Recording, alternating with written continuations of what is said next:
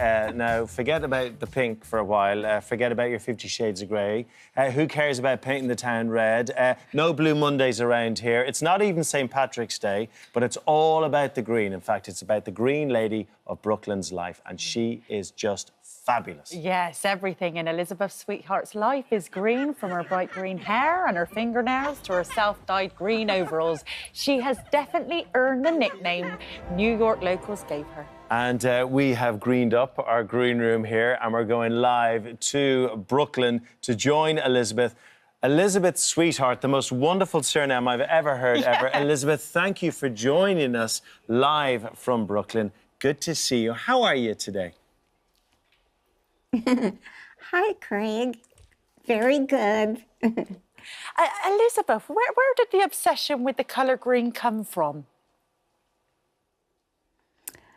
I think it's because I love color, and I've worn a lot of color through my life, and green just seemed to be the happiest and made everybody happy, and it's easy to live with. It's just wonderful. Well, Elizabeth, as an Irishman, I agree with your colour of choice. It's a very calming colour, isn't it? Elizabeth, everything is green in your life, not just for our cameras today, but this is how you live your life. Is that right? Tell us how you go about your day in green. It's been a while, so it is just very naturally green.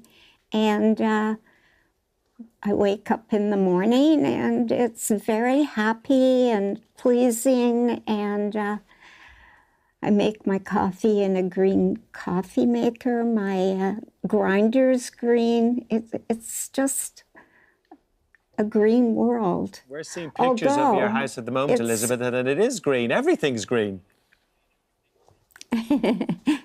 All the accents are green, and that's the important thing. Yes. Elizabeth, and, did you decide overnight that you were just going to be the green lady, or did it come, you know, did it come slowly to you, or was it a sudden thing? It's over a long period of time, and it's not a deliberate choice. It just happened over 25 years. And I think not even my partner, Robert, knew that it was green until it really was. So it just crept up. What does he think about it all? Does he like the colour green, your partner, Robert?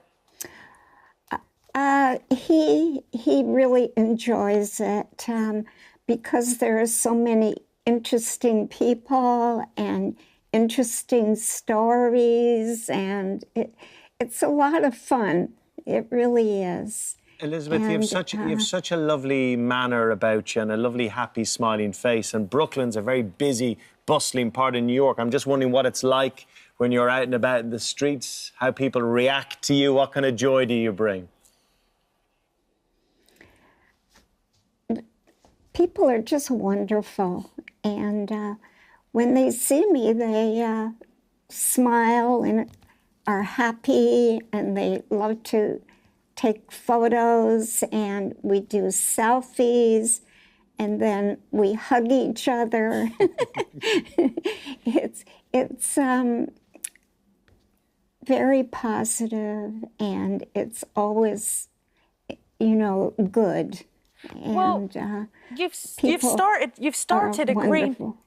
started a green revolution, and now you are an internet sensation at age 83.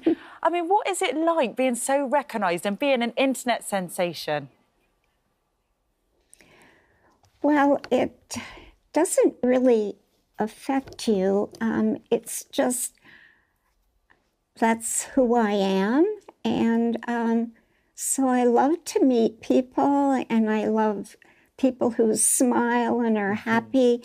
And it's all very natural, and it works with the way I live. And it's just very positive.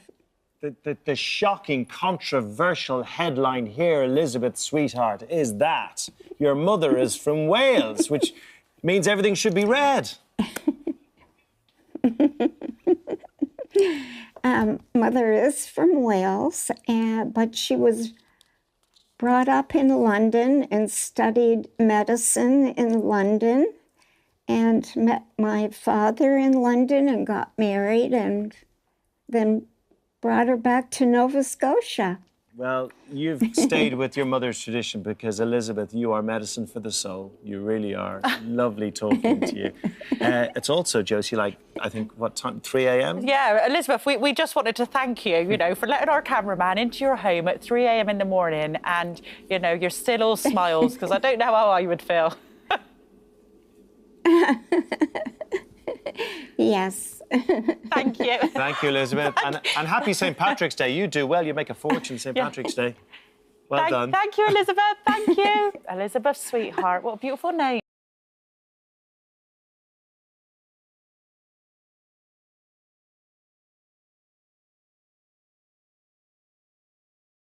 Our next guest has struggled with confidence throughout her life due to living with a stammer that's affected how she communicates with the world. But after challenging herself to take part in some everyday activities that many of us take for granted, Jessie Yendall ended up finding her voice in a way she'd never anticipated.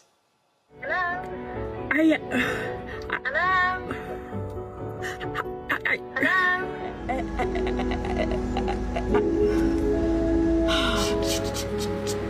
Tuna like salad, please.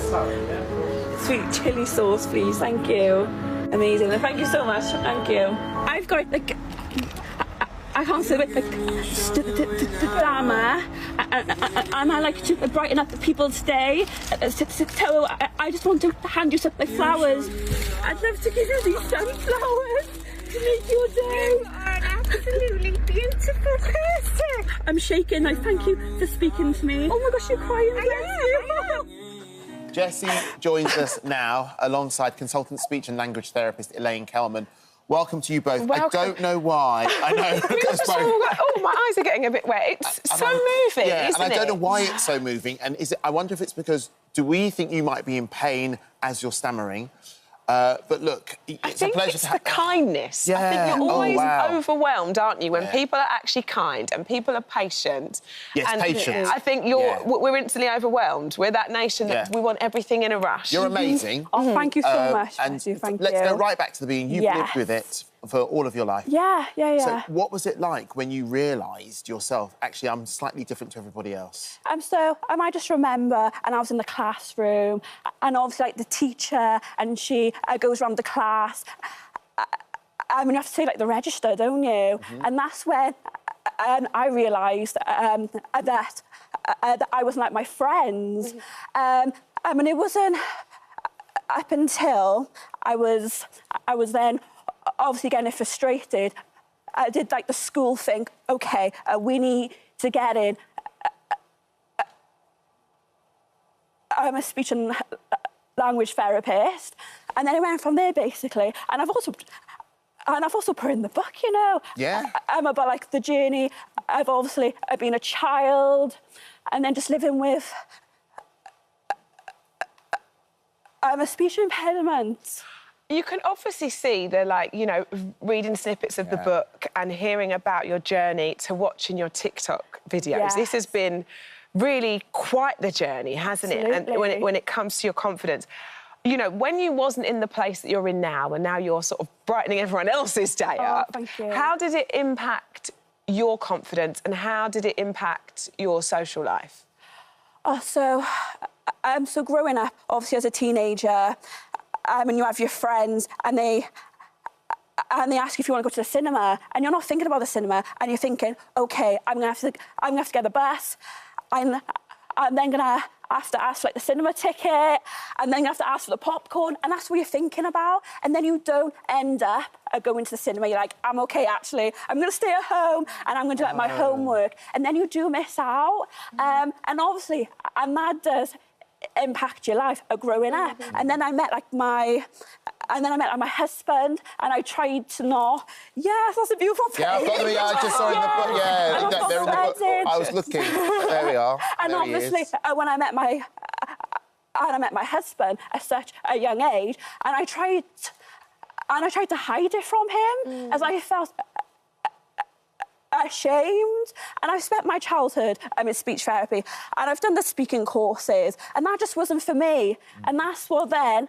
And then I decided, because we had the pandemic, didn't we? And the world just got really small, and you had to use the phone all the time. Yeah. And I struggle with the phone because you can't see my speech impediment. Yeah. And then you get people putting the phone down on you because they're like, hello, as you saw in that video. And I got myself in a really dark place during the pandemic. And I thought to myself, OK, I'm the only person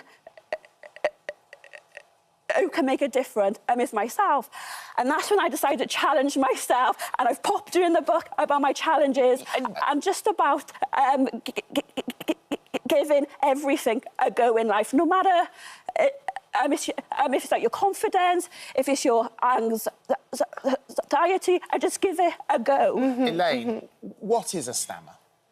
A stammer is something where you know exactly what you want to say, and because of neurological reason, you can't actually get those sounds or those words out. So you might get stuck and nothing comes out, or you might say it lots of times or stretch it. So it's a sort of physiological thing that prevents somebody from saying what they want to say. And then it can have a bigger impact, as Jessie's talked about, on, you know, you might want to hide it, you might feel embarrassed, you might get teased. So all of that psychological stuff then happens, but it starts off basically as a physical thing. I was just going to say, because you don't... I would instantly think that somebody... This happens as a child, and this is something that, you know, you see in quite a lot of children, and something that they can perhaps grow out of, or perhaps gets a lot worse. But this... When typically does someone develop a stammer, or is there no typical stammer? There's no typical stammer, but usually people start to stammer when they start to talk. So I don't know if that's what happened for you, Jessie. Yeah. So they start to talk. Sometimes they start and it's not apparent, and then as they get more using more complicated words and language, that's when it begins. And you're right, a lot of children do then stop. Just spontaneously, it kind of evens out and everything stops. But for a lot of people, it continues. And for some people, they can go through life with a stammer and it doesn't really have much of an impact. And other people, it can actually have quite a huge impact. And what our job is to have people like Jessie out there who stammer. And it's, you know, she's out there. Well, it's funny when you think about, because the simple things and what I suppose deemed to us the small things can really make a difference. Your confidence kind of all turned around with something so simple as ordering a coffee, didn't it? Yeah, absolutely. So, I just decided to go around the drive-thru because that was one of my biggest fears, because you can't, because the person, and they can't see you. And that was one of my fears. So I decided to film myself, and at the time, and I just had like my friends on my TikTok, as you do. Yeah. And I decided to post the video and never thought anything of it. And then I saw like the love and support, and that was cheering me on. And then I started getting the messages from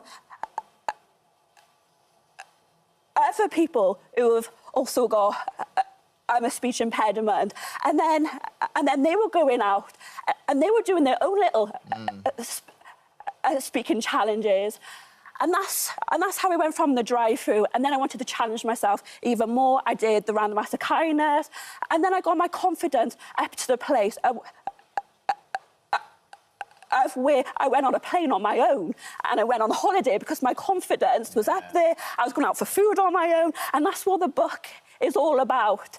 It's about your confidence and just to have a go at everything And there's no limitation. No, well, you're nailing it. Think about it. You're sat on national television. Yeah, exactly. You know, it's kind of you. Who would have thought I know, right? It's brilliant. I love it. I must ask, for anybody watching who comes into contact or knows or sees somebody with a stammer, what's the right thing to do? Yeah. Yeah, what's the right thing I think to do? you're asking the wrong person. It's the person who knows best the right thing to do. Absolutely. Go on. Is sitting you next tell to us. me. Yeah, you tell us. Yeah, you So honestly, I mean, it's to do with patience. Yeah. That's all you need to do is to be a patient, because we will get our words out, because we do have a voice. And just to avoid things like checking your watch and stuff, because that just makes us sound a bit, oh no, a bit panicky. I know. Oh my life. It just loses my faith in everybody that does. I know, but it has happened in the past. So yeah, and that's the one thing I would say. Oh, please don't do that. I think you're so incredibly brave. Oh, thank you. Because if I'm at a drive-through and you're saying it again and again, and you're praying that the person on the other end is patient, you went there, did it, and that's a huge thing for you, so congratulations. Thank you so much. Incredibly honest, too. It's brilliant. You're trailblazing. What you're doing for everybody else is fantastic. Oh, it means the world. Thank you. Good luck with the book. Thank you so much. It is out now. Elaine, thank you for coming in as well. You're welcome. Jessie, honestly, thank you so much for coming to see us. Well done. Well done. Brilliant stuff.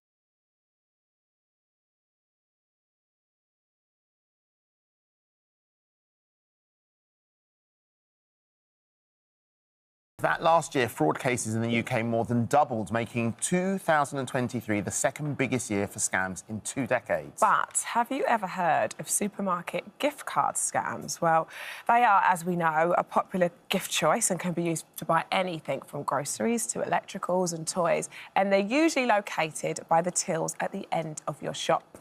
And Action Fraud reported £13.5 million was lost in gift card fraud alone last year. Well, one person that knows all too well the traumatising effects of these scams is Debbie Horwood, whose 80-year-old mum was scammed out of £115,000. Debbie joins us now to tell us more alongside our consumer expert, Alice Spear. Good morning to you both. Good morning. Good morning. Debbie, the first thing I have to ask is, firstly, how is your mum at the moment? Because obviously she's been through quite some trauma.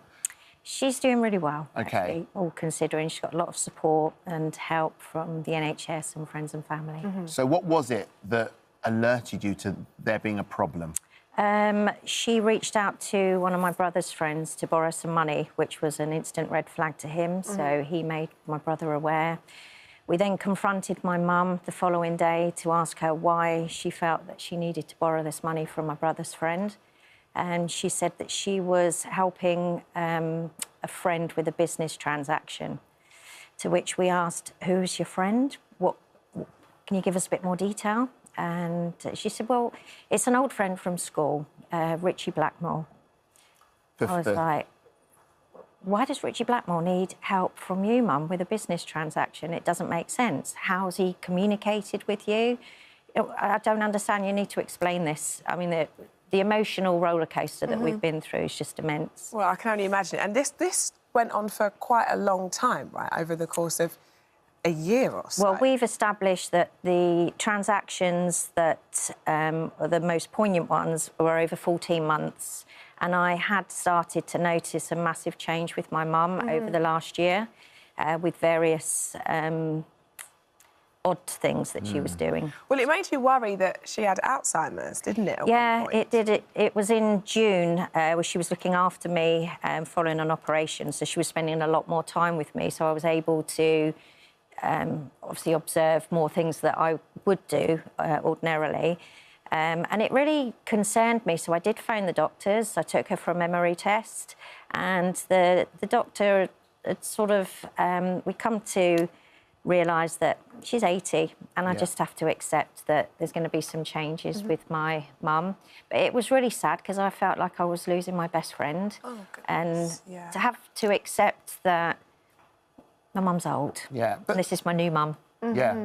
So how did the scammers get in touch with your mum? It started on social media.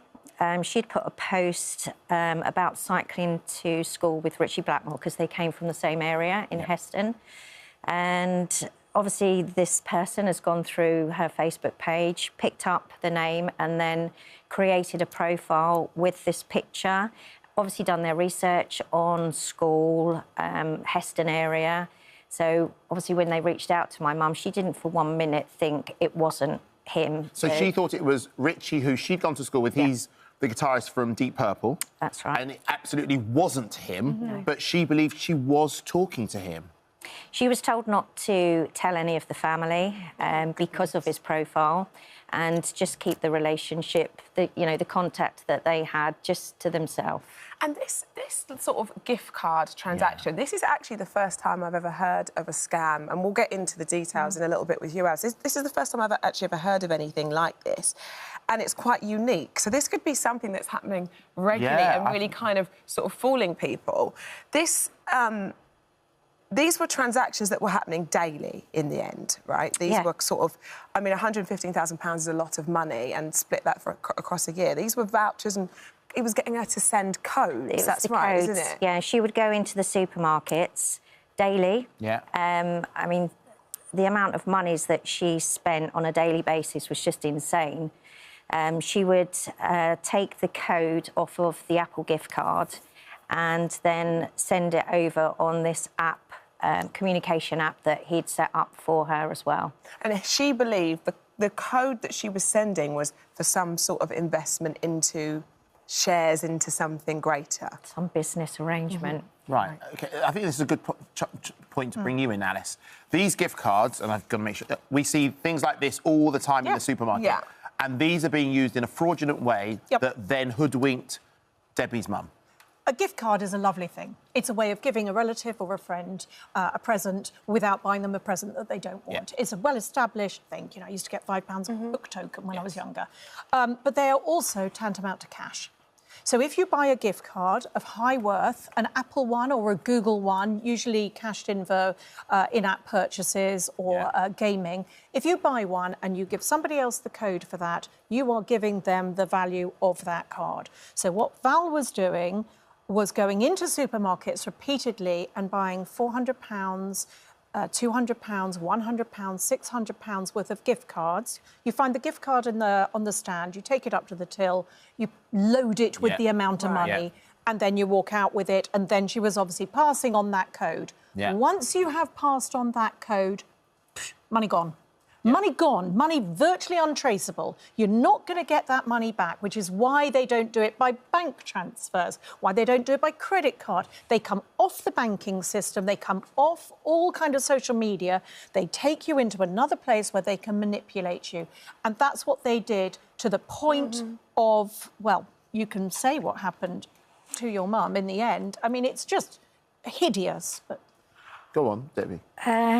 So 2 weeks after me and my brother found out, we had decided that we would keep this to ourselves and not tell my dad, because he hadn't been very well, and we just didn't think that he would be able to comprehend what has gone on. You know, my mum has given away all of her inheritance, and, you know, her life was going to be very different after that, with no sort of slush fund, so to speak. So we said between me, my brother and my son that we would keep this to us, keep her dignity and do what we needed to do to keep her happy. Did you call the police? Yeah, the police were informed straight away, actually. So we found out on the Friday and we contacted them on the Saturday. 2 weeks after that, we had to go to the bank so that I could organise my third-party agreement. And anyway, it was quite a stressful afternoon, and the following morning she attempted suicide. Oh, goodness me. But the effect and the impact something that this can have, as you know yourself, is just tremendous. What happens to the individual, the person that's posing as Richie? What happens? Is he traceable? Is this because it's on a code? Is it virtually impossible to track somebody like this? Well, we did try. We've got a friend that has a private investigator contact, and I did give the card, the contact number, and we've located it to being used from a town in China called Dalian. Right. So, yeah, we've took advice from Hong Kong police as well, who said that really any transactions from there, the money would be washed through to Burma and Thailand, and it's really untraceable. Yeah. Alice, we've got to try and help other people that might be watching right now. Absolutely. So, I mean, we had never heard of this scam when we talked about it yesterday, so... And that's interesting. But I tell you who does know about it, retailers. Right. Every supermarket, every high street retailer that sells a gift card knows that this is a crime. This is what happens. If I go to my ATM, I've got a daily limit. Yeah. If I try and get cash back at the till, I've got a limit. Yeah. And yet, an 80-year-old can go time after time after time and buy huge value Was she going to the same was she going to the same No, she... there are a few supermarkets that she visited frequently, but she basically went to all of the supermarkets. So she was because she was being told don't go to the same place all the time. Maybe. I don't know that they were telling her don't go to them, but she just drifted around. Okay. And have Alice, a little look. Yeah. I spent yesterday afternoon going through Val's bank statements and to pull out transactions that were more than £250 because many of the supermarkets had told me that they would flag that up. So you can just, that's quite fast, but you can see Farnborough Morrison's 400, Farnborough Morrison's 400, Waitrose Fleet 400, Morrison's Farnborough, again 400. 300 transactions in that same Morrison's store for £400. And nobody thought this 80-year-old woman shouldn't be doing this. You know, Val in total spent over £31,000 in one Morrison's store. Yeah, there has to be... Right, so where's the protection? Doesn't it? Is there any protection? Well, the supermarkets were all genuinely horrified and sorry for what had happened to Val. I will read their responses. They've all said it's a known crime and Val was, but they should have known. Val was repeatedly going up to them, buying those high-value cards. The British Retail Consortium has said we sympathise with victims of the scams where vulnerable individuals are often the target. Retailers are educating their staff. That's what it's about. It's about educating your staff. And I'm sorry, supermarkets, you have not got it right yet. In the one local Waitrose store, she spent over £21,000. Waitrose has said, we're really sorry to hear about this story. We've issued additional guidance to our shops and looking at what safeguards we can put in place.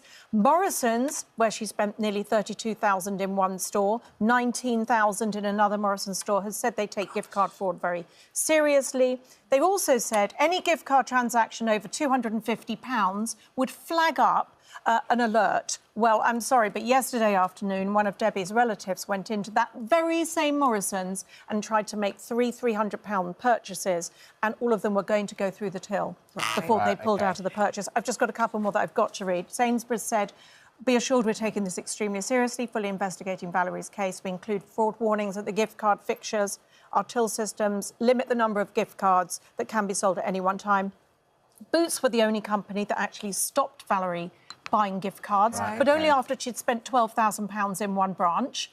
But they are, and then Tesco's are investigating Miss Horwood's case and have identified a number of transactions. Tesco's are the only supermarket, actually, who have offered to give a refund and are refunding Valerie £10,000. Supermarkets, you have to step up on this. This is not good enough. And from the head office perspective, that's one thing. Yeah, I think as a community, and as, you know, in those sort of small towns and within the area, you know, if you see the same person, like it's sort of that sort of customer. She's chatty. She's quite, she stands out, doesn't she? She was known. They all knew. When I went round to the supermarkets to make them aware of this scam, they all knew my mum. Yeah. They knew her.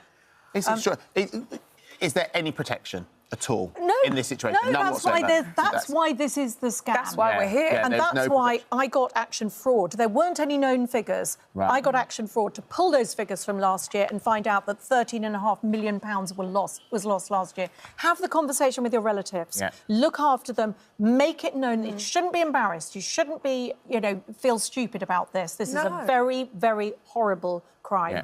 And Richie sent a message as well, hasn't he? He did, yes. It's obviously nothing to do with Richie, but he does care very deeply about what happened to your mother. That's kind.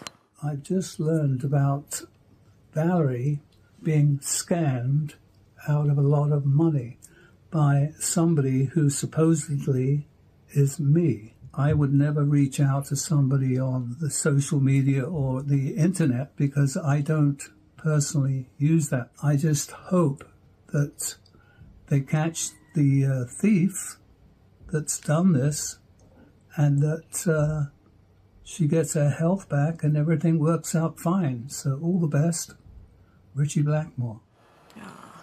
Thank you. Hopefully your mum will watch that and get some sort of comfort. Yeah. Thank you so much for coming in, Thank you, Debbie. and please send our love to your mum. I will do. Thank you, Alice. Thank you. Keep up the good work. If you've been affected by anything we've spoken about here, please do go to our free This Morning app, where there are helplines and charities you can reach out to. Yes.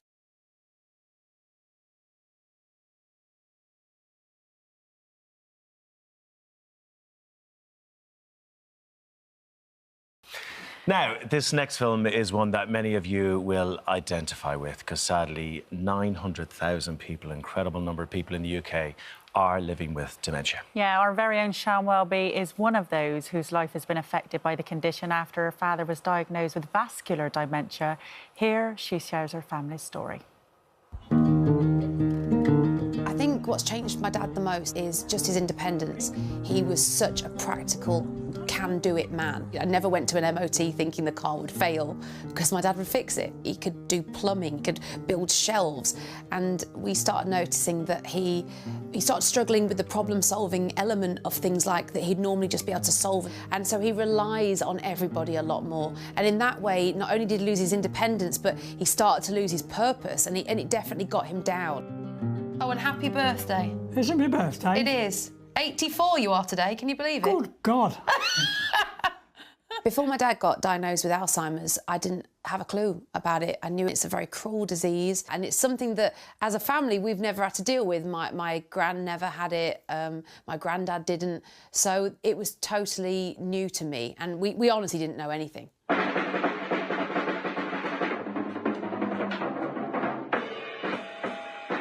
My dad is such a character. Like, the fact that my mum let him have his drum kit in the living room for all of my life.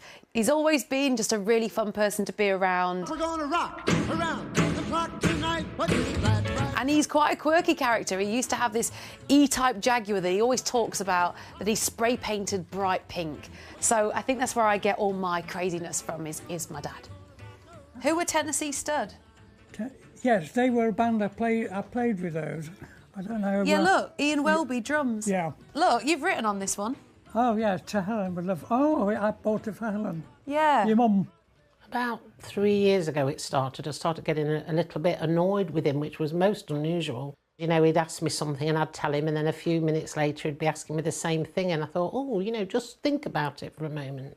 It does creep up on you. He was wandering off to the shed and forgetting why he was going there, but then it started happening more, and to the point where he had no memory of why he was going there.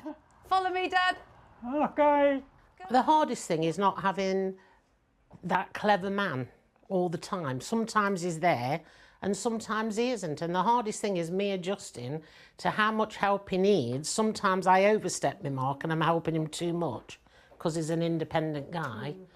And then other times I realised I've asked him to do something that I think's easy, like make a sandwich, and he can't, that day you can't sequence it. There's a lot of advice out there, but it doesn't always appeal to everyone. My dad, for instance, is such a practical man. He would not sit and do a painting or pottery or a jigsaw puzzle. It's just not him, you know. There you go, you can use that if you want. Do you know what it was? He needed to feel like a dad again. He'd sort of at one point lost his role as a dad because we were doing everything. You know, he couldn't drive, he couldn't make dinner, he couldn't do the shopping anymore. Couldn't cut the grass. Couldn't cut the grass, couldn't fix the cars, couldn't do any of the stuff he always did. Do you remember when I brought that whole cupboard up from London just so he could paint it with me? Just filming your handiwork? Rather than paint a picture, we would paint a cupboard because that's a practical thing, and I said I need it for my house. So I'm literally hauling this cupboard up from London to the Midlands because I knew that this activity was worthwhile doing. I think we bought this down south somewhere. Really? Things like that then sparked a conversation. He goes, oh, I remember where we got this from. We were on holiday at the seaside. Oh, nice. And then we realised that when his mind was busy doing something practical, the conversation was so much better, and he stayed in the moment for so much longer. What do you think the secret is to staying young? Staying young? Yeah. Stay with the young. Stay with the young. And I'd almost describe it, people say this, of getting your dad back. You know, I got the old dad back when we started doing activities together. And we've never really let you retire, have we? Oh, no, I don't think I'll retire. No. No. No. I think something will catch up with me before then. Obviously, we know that as it stands, there's no cure and it will progressively get worse. I don't know, what are your sort of hopes and fears of the future? I literally just take each day we see him. If we're having a good week, we're having a good week. If we're having a bad week, you just move on and get on with it. And I try not to think too far ahead about where we're going to end up. To dwell on that would just make you sad. So I think it's better just to appreciate what you've got right now and enjoy the right now. I think the devastating thing about Alzheimer's is it's one of the cruelest diseases because you're losing their personality and eventually you're going to become strangers.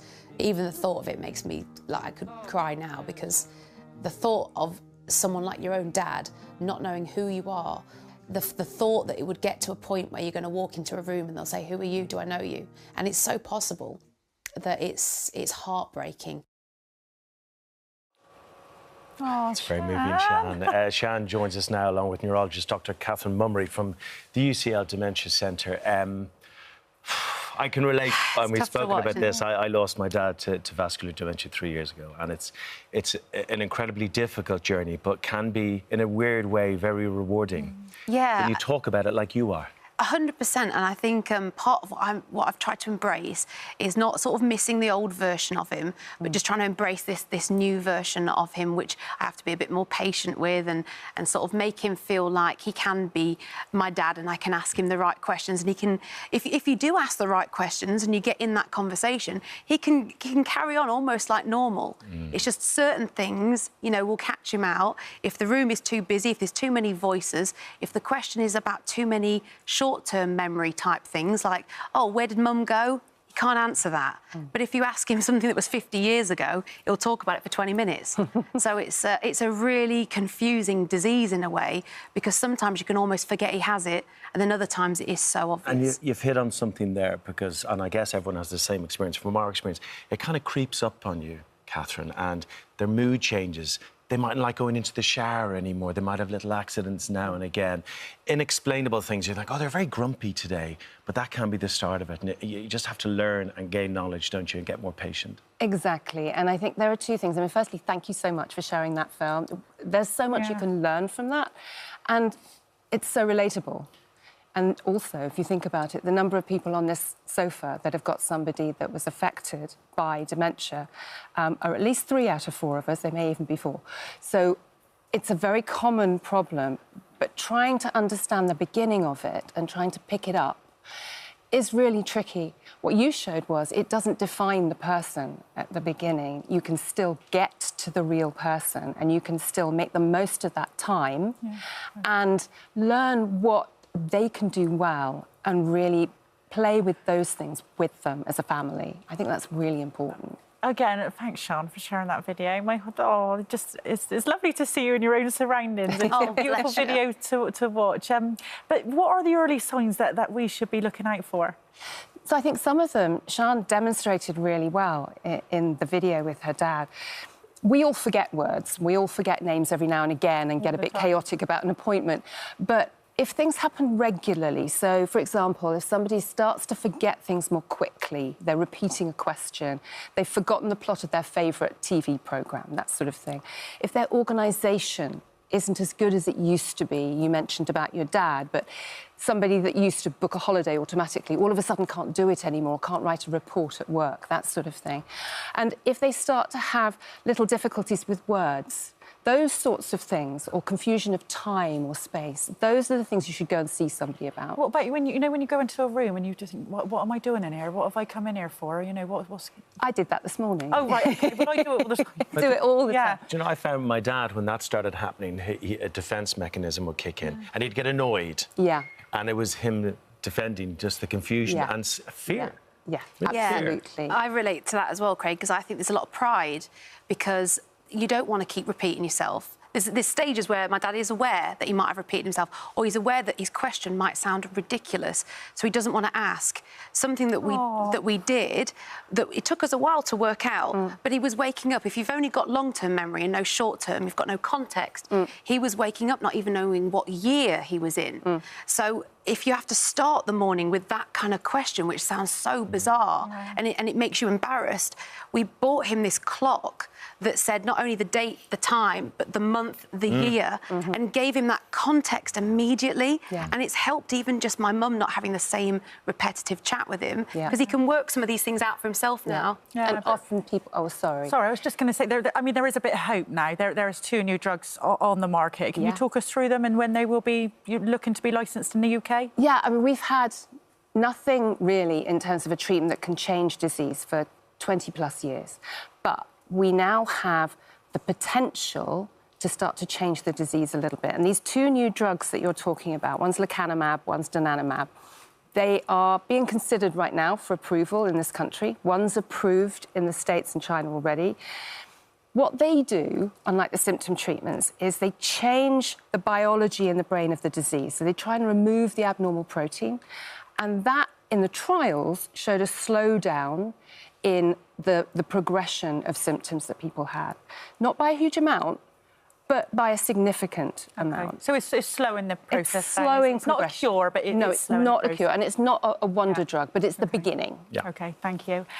Right, now here at This Morning, we are pleased to announce that we will be launching a campaign to raise awareness of dementia. Yeah, we want to continue the conversation. It's so important, so we'd like to welcome the Health Secretary, Victoria Aikins, to join us. Good morning. Good morning. Good morning. And I saw you on the side there listening in very intently. And, you know, everyone's trying to do something about this. There's a lot of unknowns. I'm glad to say there is funding going towards research. So where are you with that? Well, first of all, can I thank you both for sharing your stories? I cannot tell you how much it helps people watching at home who are probably caring for someone as they're watching the television, and you sharing your stories and also showing the joy that we can still have with our family members, even when they have this very, very difficult diagnosis. So thank you. And thank you also for your campaign. So in terms of the medical side of this, obviously Catherine is the expert, but in 2013, David Cameron challenged all of the G7 nations, the biggest economies in the world, to find treatments for dementia and Alzheimer. And that is why these 2 medicines that are emerging, they're being scrutinised at the moment. This is really exciting because that is a worldwide piece of work that we wanted to spearhead because, as you rightly say, Craig, there are 900,000 people living with this at the moment. But as we've discovered this morning, of course, it's not just the diagnosis for Ian or for your dad, it's the wider ramifications for the family and carers. And I have an amazing constituent lady called Chris, whose husband, Bob, very sadly was diagnosed with early onset dementia and has passed away. But Chris has created a one-stop shop called Bob's Brainwaves, which is aimed to help people, families, in the aftermath of that diagnosis, trying to find, you know, the official information they need with the DVLA, with benefits, with carers respite and so on. And it's a really successful little programme in my constituency in Lincolnshire. I want, as Health Secretary, to roll that out because I want to help support families and carers in those very difficult days and weeks after a diagnosis where it can all seem very daunting. On a very practical level, and it's brilliant there's money going towards research, but Sian's father living with it, and things change all the time. The baseline changes. I know my father, we had to get care in, we had to get him in somewhere, and it's hugely expensive. The Irish government have a system called Fair Deal. It looks at the house your parents own, takes a small percentage of that, but it pays a huge chunk. About 90% of home care or nursing care needs, and that allows you to make really good choices for the person in your life and put them somewhere really nice. Does that exist here, and should it exist here? So we have a system of support, and we're very, very conscious of the enormously important role that unpaid carers... We're talking about thousands of pounds a month. We are, and so we announced a little while ago reforms that we're looking at introducing October 2025. We're having to work out how we roll that out because this is a huge issue for so many people. We're very conscious of that. But as I say, first of all, we want to help with the treatments, but I also want to try and help it with those practical measures in the very first weeks, because you, as a family, have so much on your plate that if we can get this information to you in a one-stop shop, then I really do think that will help a lot of people. And the years of care. Absolutely. Years of care. And this is, you've both explained so well how symptoms change, how people's reactions change. And actually, there was an announcement we made this week, which I hope people will find helpful. We talked about, I don't know if you've heard about Martha's Rule. Yeah. We announced it yesterday. It's a really important initiative, and it came about because of the very tragic case of Martha Mills, a 13-year-old beloved daughter of Merope Paul, who passed away with sepsis. And both Merope and Paul felt that their voices weren't heard in the hospital when they were explaining the symptoms were changing. And so we're introducing this rule that will require or enable parents and families to get a second set of eyes on their loved one if they think their conditions are deteriorating. And that's really important actually for elderly patients, because families will know if the levels of confusion, you will know the if you like, what their normal is. Yeah. And you will be able to say to the clinicians, look, this is not Dad, you know, he's deteriorating in a way that a clinician may not. So Martha's Rule, we tend to look at it from a child's perspective, but I also think, I hope it will really help our older relatives and citizens as well. And that is being rolled out over 100 hospitals. Yeah. Now, we've already got a stretched NHS. Yeah.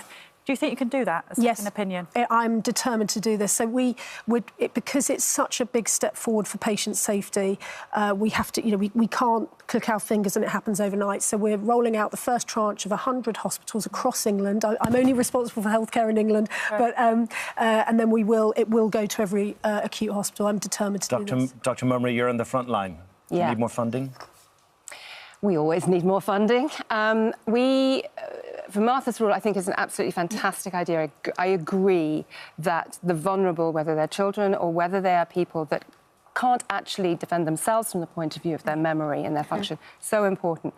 From the point of view of these new treatments and trying to roll things out in the NHS and making us value for money and available and ability to give the treatments in the future, I think that's where the government needs to really look at how we're going to get these treatments out, how we're going to make sure we give them to people equitably across the country.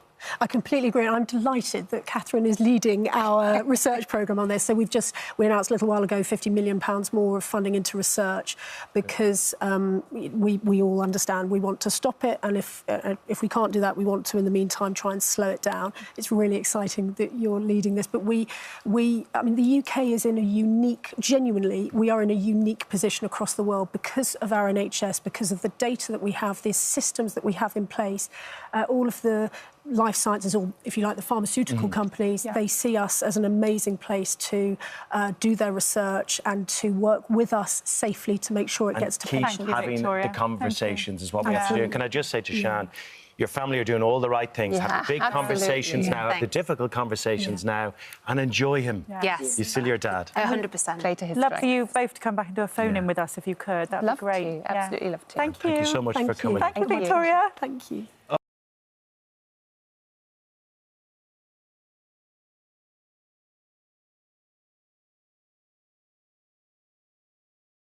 Now, we have two very special guests on the sofa this morning. 9-year-old Maya and her mum, Lauren, have had their lives completely transformed thanks to some amazing eye technology. Yeah, they travelled to the US to receive treatment from a specialist in the field who has not only given Maya a very, very cool prosthetic eye, which you're going to see in just a minute, but also changed her life completely. And you're just absolutely buzzing to be in here today. We're delighted to have you both in. Thank you so much. We've had good fun this morning, haven't we? Yeah. Oh, yeah. And you noticed some of the crew dance in the ad breaks. Weirdos, right? Yeah, I know, a little bit weird. Thanks so much for coming. No, thank you for the invite. It's fantastic it's great to be here. Right, microphthalmia. Yes. That's the condition you have in your eye. Tell us about it. So basically, it's classed as small eye syndrome, so her eye didn't develop properly in my womb. I didn't find out until she was born, but since then she's had to have facial expanders to help her face grow at the same rate. We've had 24 surgeries. 24 surgeries? Skin grafts, fat grafts, granulomas. We've had infections. We've had failed appointments. Yeah, there's been quite a lot.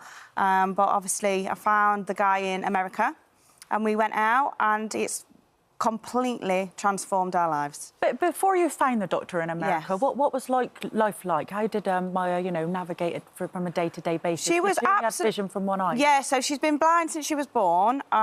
She wasn't meant to walk until, well, they advised like 18 to 24 months. She smashed it at 8 months. Do you know what? I'm not surprised. Meeting Maya, I'm just not surprised. She's clumsy, don't get me wrong, but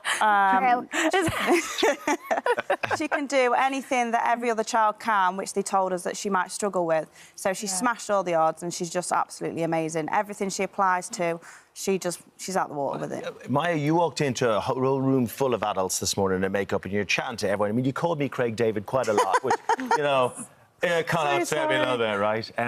But you're great. We're delighted you're here. And you were telling me this morning about what it was like before you got your new eye and what school was like. So tell us what that was like. It was tough, wasn't it? It was very tough. I got bullied quite a lot. I got called rude names. I got picked on a lot. I got, like, I wasn't allowed to play with anyone. People wouldn't really let me play with anyone. Oh. Well, they were missing out on a wonderful friend. Lauren, OK, so that's on them. Look at you now. Wow. That must have been really hard for you, Lauren. It really was. It, like, just seeing her, because I think when she was younger, she didn't realise, obviously, the comments and everything that people would make. But when it's at home of how she was feeling, she then stopped going out. She didn't want to go to school. She was going in crying. She was coming home crying.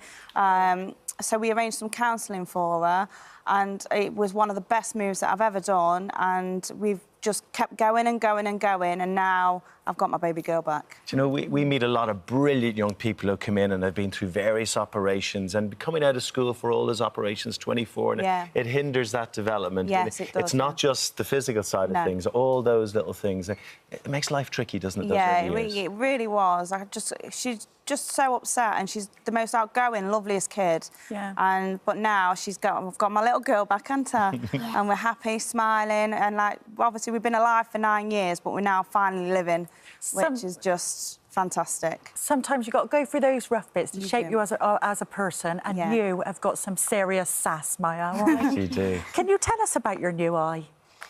It, like, when you, like, when it's not in the light, I think it, like, the pupil goes smaller, but when it's in the light, it goes bigger.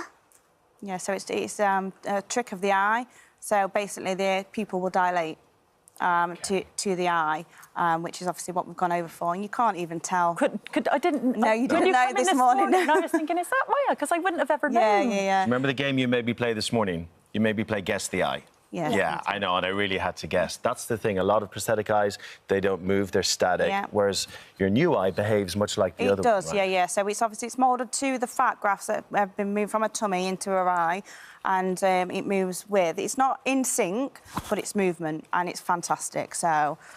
And he gave you some other eyes as well, didn't he? Yeah, well, we've asked for a little special one for her. You've had a few special upgrades, have you? Yeah. Would you be able to show us one of your eyes at all? OK. Now, while Maya shows us, I'm going to ask you some questions about the doctor in America. Now, I know that you were searching, weren't you, for this treatment? Yeah. How did you find the doctor in America that has designed these brand new eyes? So, basically, I have scouted every artificial eye examiner in the UK, pretty much. I've got them on Instagram, I've got them on Facebook, I've got them on, obviously, all the reviews, and I've just followed for a few years. Here she is. That is cool. Oh, that's so cool. That is cool. Oh, my... And you did it so quickly. That's so cool. Oh, you look like a superhero. Is that a love heart? It's a love heart with rainbow. And what else does it do? It glows in the dark. It glows in the dark. Do you know how many 9-year-old boys out there at the moment are going, I love her? Wow. So this is your TikTok. So you're a dancer. You do dance moves on TikTok. And the eye's glowing, Jose, look. Yeah, nothing is stopping you, Maya. No. Nothing at all. And you're good at football as well. Very good at football. And you've got a favourite footballer. Who's your favourite footballer? Jill Scott. Wow, OK. Yeah, we love a bit of Jill Scott. You had to do a lot of fundraising to pay for this. Yes, it's not I did, cheap. yeah. Talk to us about that. So basically, we raised the funds. So we had 3 eyes made. We had the bionic one, which is the one with the dilating pupil. We had the fun eye, which is the one she's wearing now. She designed herself. and then we have a backup eye. So basically, this backup eye, for when we go to get the next mould, as she grows, is slightly bigger, so it'll start expanding the socket, ready for the next treatment that we're going to go over and get. And obviously getting over there is not cheap, and staying over. But her first sequence of treatment was 6 solid intense days, whereas now when we go over, we can fly over. We've only got 3 days because the main base is made, and then we just fly back. Lauren, how much do they cost? So £4,600 per eye. And then, obviously, when you've got to get out there and get back. But we've agreed to go every 18 months, and Mummy's going to be working some extra hours and some saving into it so we can get over, and then we're going to try and make a little bit of... That's our holiday whilst we're out there. Do you know what we should do? I think we should get you another eye. I think we should buy you an eye. No. Yeah. We'd like to buy you an eye. Oh, no, you won't. Yes, we will. Because you're going to make me cry. Oh, please don't. Would you like that? You can have anything you want on it. You choose it, OK? We'll get you another eye. You made me cry. I'm so sorry. Oh, no, well, you deserve it, because you are such a brilliant young lady, and you've proved all those people who are nasty to you in school how wrong they were. Yeah. Are you loving school again? Yeah, we've moved to schools, and, oh, my God, she's just flying.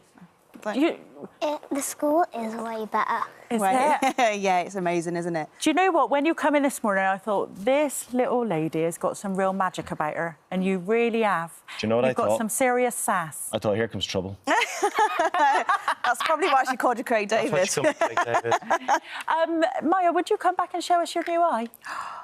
Yeah. Is that OK?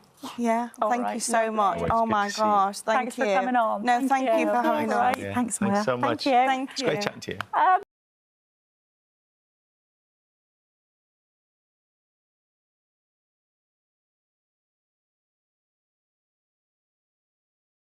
Two of the women who feature in the documentary, Leah Hamley and Abby Furnish, join us now. Thank you so much. Hi. Good morning. Thanks for coming on. I actually watched the first episode last night, and my jaw was on the floor. I can't believe what you guys have been through. And you're not the only ones, where are you? There were quite a lot of victims here. It's actually crazy to think how many victims that there was from this. From one man, that he can create so much trouble for so many people. Abby, what makes a cyber stalker? Because we all know what a stalker is, but what makes a cyber stalker? So a cyber stalker is basically someone that is a stalker, but all online. So Matthew Hardy, who was the stalker, he cyber stalked us through social media, creating fake accounts, constantly harassing us, watching every single move we do. There was never a moment where I felt at peace or alone. He was constantly watching. So, oh, sorry. I'm like that. So you don't know this guy, and he doesn't... So how did he find you guys in the first place? We don't know. He's a complete stranger. He just kind of found us on social media. And, yeah, we was one of his unlucky victims. We still don't know why. That it was never explained why there was a reason for it. So how did it manifest itself to start with? When did you start, like, thinking, you know, what's happening here? Because he was masquerading as other people, or what was going on? Yeah, so he started... At first, I thought it was a woman, like, started messaging from a woman's account, and I actually thought... Just slipping to your DMs kind of thing? Yeah, and just a message straight away, can I tell you a secret? That was the message. My lips are sealed, you can't tell anyone, but it's about your family. And straight away, when someone messages you about your family, you want to know the answer. Yeah. Or what are you going to say? Why do you think you two were targets? Do you share a lot on social media? I mean, I love social media. I share all the time. But do you think you were targets because you're big sharers? Or? Yeah, I think both of us, like, we didn't know each other until this has all happened. But we're both very happy, free, like, family-orientated, want to be with our friends all the time. And social. Yeah. Like social people. We post it. And, like to have a good time, like, enjoy being around each other's company with our family and friends. And I think that was the sole target for Matthew, to destroy that. But, and none of this is obviously your fault. But I guess my question is, if you ignore it, does it go away? No. No, it just got worse. Right, so how did that happen?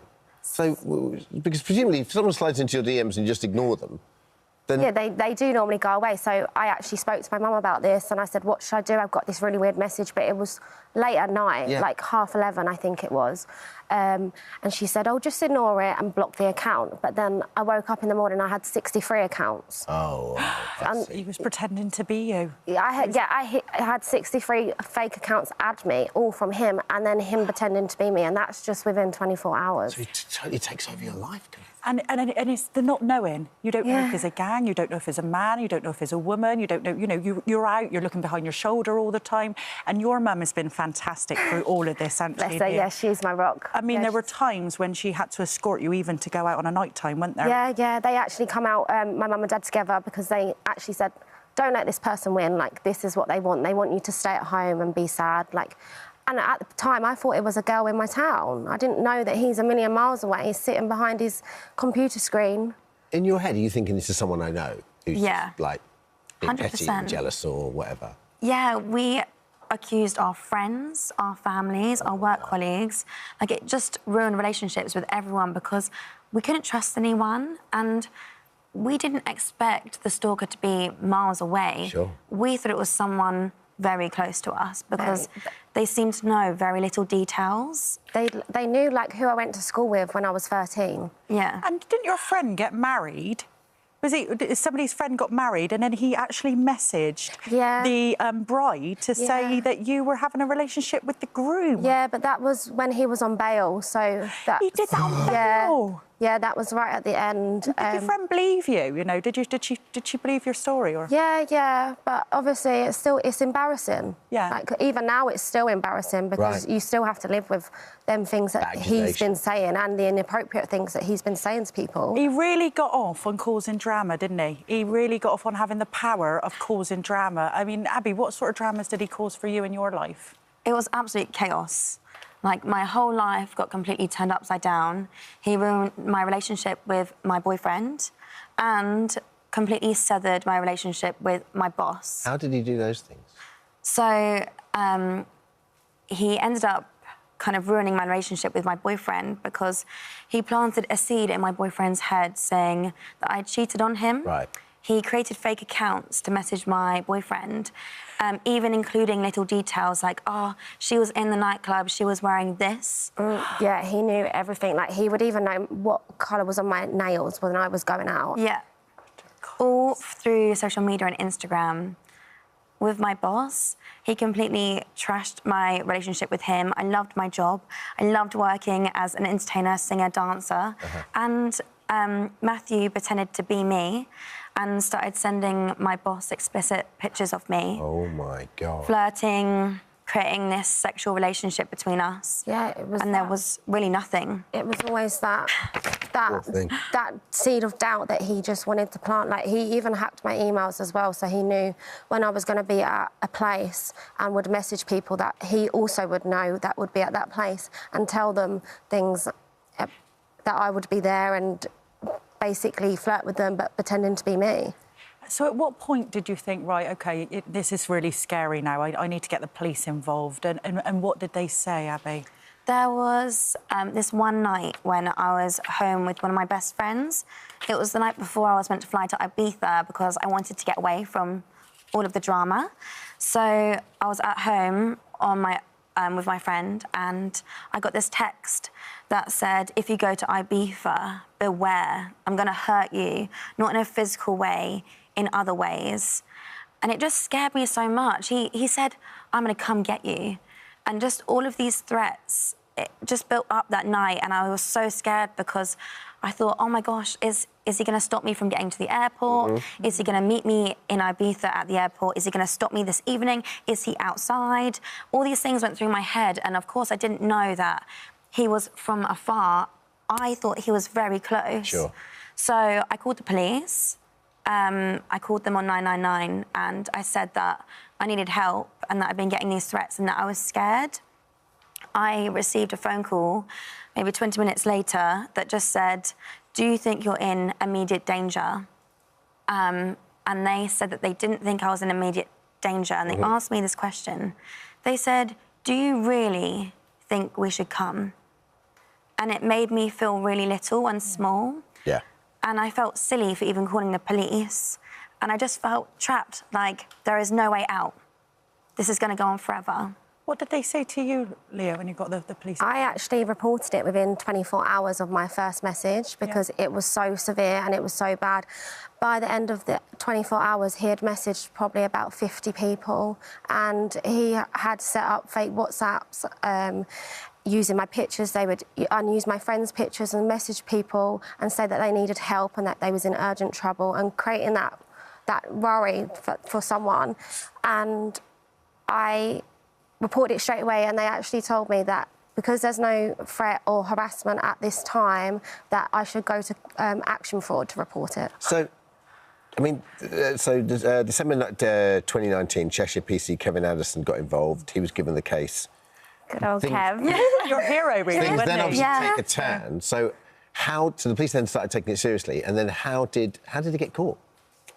I sent Kev that. I said, I've got a few pages of evidence if you want them. Few? And I sent him this file. It was like 700 pages. Yeah. And you documented absolutely everything. Absolutely everything. And so you've got a legal background, yeah? Yeah, so, I'd done it as in I would as like a court bundle, and I literally done it from an index to, and everything had a page number. But it was that thing, like when I went to the police station actually, and I went in there with that file with my mum, crying my eyes out and saying, please, can you help me? I don't know what to do, I'm so scared.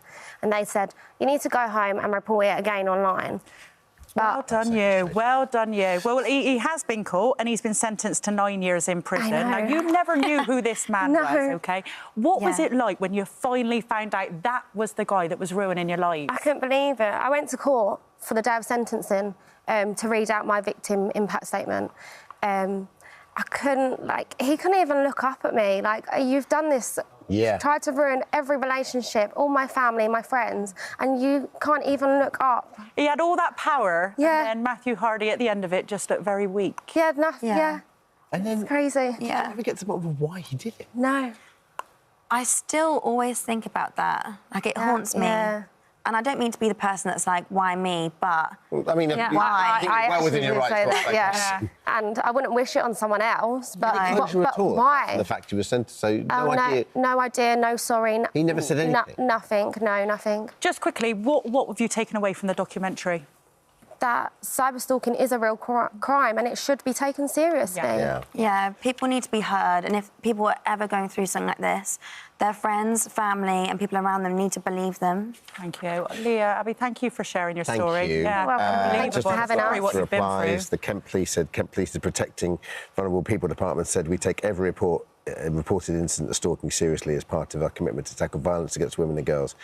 Cyber stalking in particular can be difficult and complex. We treat these cases with the seriousness they deserve, whilst ensuring those affected are given advice on how to stay safe online, protected from any further harm. Cheshire Police got in touch and said, Cheshire Police, who led the case against Hardy, said, although Hardy has now been held accountable for his atrocious actions, we recognise some of his victims felt they didn't get the service they deserved over the years. Well, good old Kevin in the end. I can only truly apologise, absolutely. Yeah. Can I tell you a secret is out today on Netflix? Yeah, you did really well in the documentary, ladies. Hopefully that helps at least one person. Yeah. Thank you. Should be proud of yourself. Really Thank proud you. of yourself there.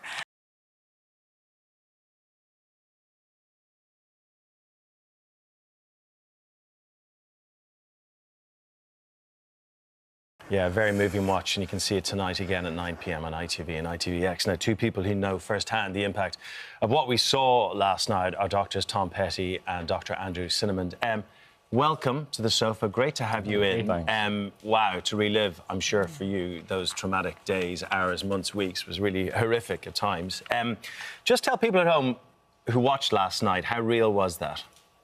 Well, I think what we strived to do with the programme was to try and make it as authentic as possible. And Rachel Clark, who wrote the book Breathtaking and then was a co-writer on the script, her sort of overarching rule was to make everything as representative of that early pandemic, so that we were reflecting people's experiences both in the NHS and at home as accurately as possible to do it justice, really. OK, Andrew, Tom, can you just give us a little bit about your backgrounds and why that you were asked to be involved in this? Yeah, so I went to Sheffield Medical School for 6 years, and then I worked interestingly, I was one of the class of the COVID pandemic in 2020, so I was sort of finishing up medical school, and then things started to happen. You know, the press conferences started, and I was like, not sure what's going to happen. It was scary enough to be a doctor, never mind seeing a pandemic unfolding and thinking, oh my goodness, this is going to be me. Right at the beginning of your career. Right at the beginning of my career, and it was scary enough, as I say, becoming a doctor, never mind with all this. So we were sort of sent home at finishing medical school early and was told we might be brought back in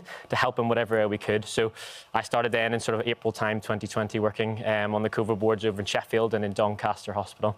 In terms of getting involved in the show, I currently work at the Ulster Hospital in Belfast. I have a lot of my colleagues who are currently watching, so hello to them, Ward 3E at the Ulster.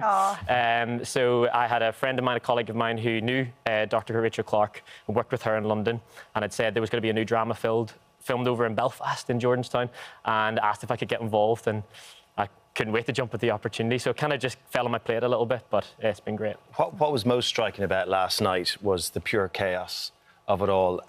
Nobody really knew what to do. There was direction coming from on high from the government. It didn't seem to fit in what was actually happening at the coalface as such, Tom.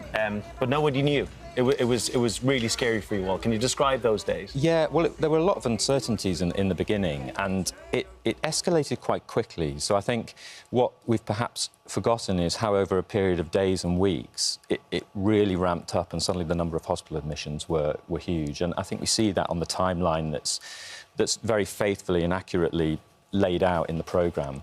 On the ground, we were kind of busy. Yeah. You know, we had a lot to contend with. And so I think at the time, there was a bit of a disconnect with what was maybe happening higher up and the advice that was coming through. We were, you know, most of us in the NHS were getting on with it, and it's only really with hindsight that we've seen there are maybe questions to ask about certain elements of the way things were handled. The really scary area of the hospital depicted last night was the cold area, where patients are coming in, bit of a cough, not quite sure if they have it or not because testing was taking so long. That was the area you were in. At least in the hot area, you were dealing with the situation, but in that area, there were so many unknowns. Yeah, it was managing the uncertainty that was difficult. You just didn't know who had COVID, who didn't. Originally, we thought they were just, you know, people who had the travel history, and then we were worried, actually, is this spreading throughout the community now? And it was a scary time for everyone because we just didn't know. And as I say, with hindsight, you can look back and be like, well, it was obvious. But for us, we just had to get on with it and do the best we can under the circumstances that we had. Well, you didn't know, and you literally had to make some really, really tough decisions. And that, you know, is the responsibility and the pressure of that I could not even begin to comprehend. And the numbers say it for themselves. A study conducted by the National Institute of Health found that post-pandemic, nearly 60% of hospital staff had evidence of mental health disorders, nearly 30% had evidence of PTSD, 27% of depression and 23% anxiety. Are you still feeling the effects of the whole pandemic, Tom? Well, I think so. And making the programme, it's really interesting. We've both reflected on this, going back into PPE again with the masks and visors and things. It stimulated something that I guess I'd sort of buried quite deeply in terms of the smell and the texture of it and the feel, the claustrophobia of it. And, I mean, I've been a doctor, I'm a bit older than Andrew, so I've been a doctor almost 20 years, and I've seen some things in my time that I'll remember. But the concentration of cases in that period of time and those COVID cases that I still think about now was unprecedented. To see that sort of concentration of really sick people, some of whom sadly didn't survive. I think we're sitting on a bit of a ticking time bomb in the NHS with mental health in healthcare workers. And how are you, Andrew? How are you from the effects of it all now? Yeah, it was a very tough time. I remember when, and we'll probably get into this in a bit, but we did a bit of a boot camp for some of the actors, and we were practicing with them, telling them how to put PPE on. And I remember when I was sort of showing them how to put on the PPE and the smell of the mask and the gown and things, and that feeling of it really brought back some memories which were not pleasant memories. And it's a constant process of dealing with things. I mean, the hospitals have never been busier, and we're still seeing for years to come the after effects of COVID.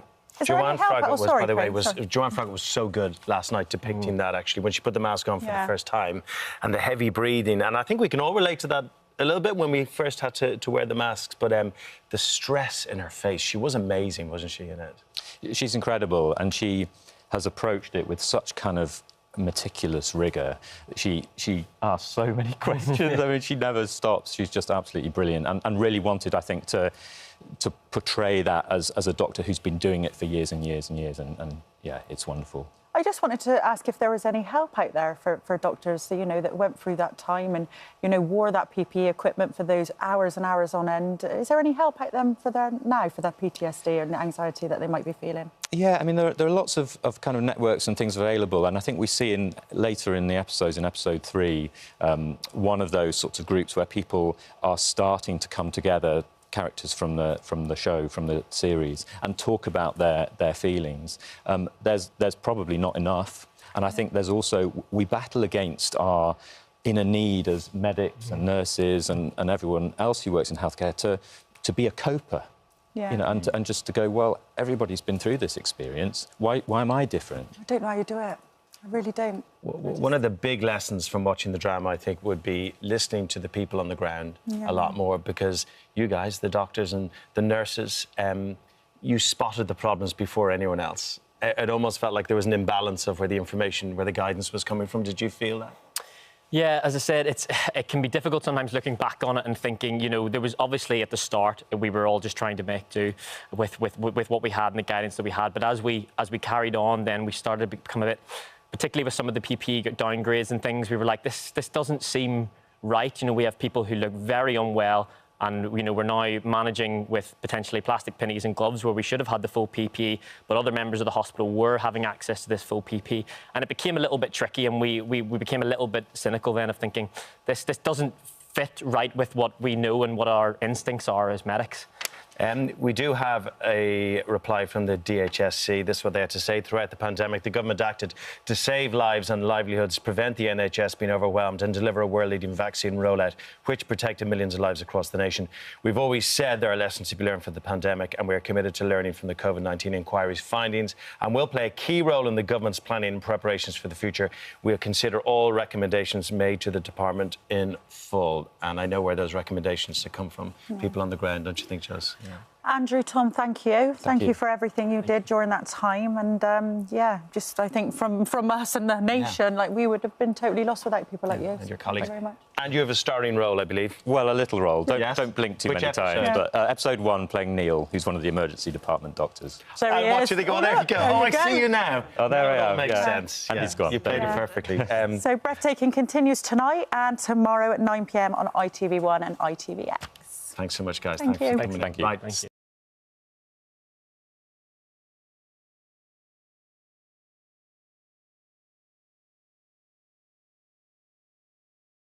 A shocking story for you now. Imagine finding out that your partner was lying to you and it turned out they were an undercover police officer sent to spy on your life.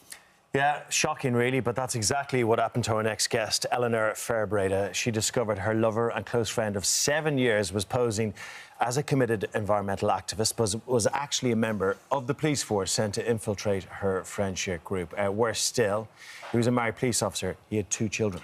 Now, a new podcast, Undercover, the Spy Cops, delves into this disturbing story. And Eleanor and podcast creator Andy Whitaker join us now. Good morning to you both. Morning. Thank you for sharing this story. I actually remember going to a talk about this years ago, and it was jaw-dropping. I couldn't understand why it wasn't big news. Eleanor, you met Kennedy, and you're an environmental activist. Why were they infiltrating your group?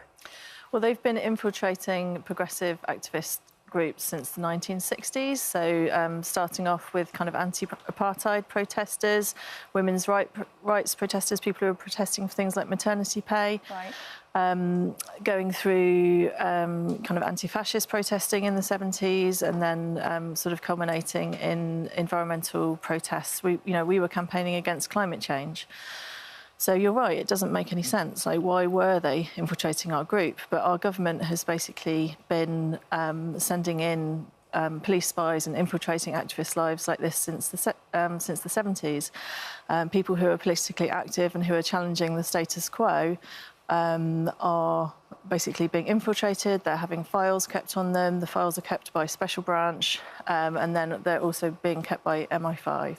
So can we just go back to the beginning? How did Mark Kennedy, who was the undercover police officer that was spying on your environmental activist group, how did he get in there in the first place? How did he infiltrate your life? I mean, you saw pictures of him there. He doesn't look like an undercover police officer at all. I would think I would think he was an activist, wouldn't you? They're trained to do it, I guess. They're good at their jobs, right? Yeah, I mean, they nicknamed themselves the Hairies. They grew their hair. He had tattoos all over him, piercings, and yeah, I mean, he walked into the Sumac Centre, which was a kind of environmental, an activist and community centre in Nottingham, which I was involved in.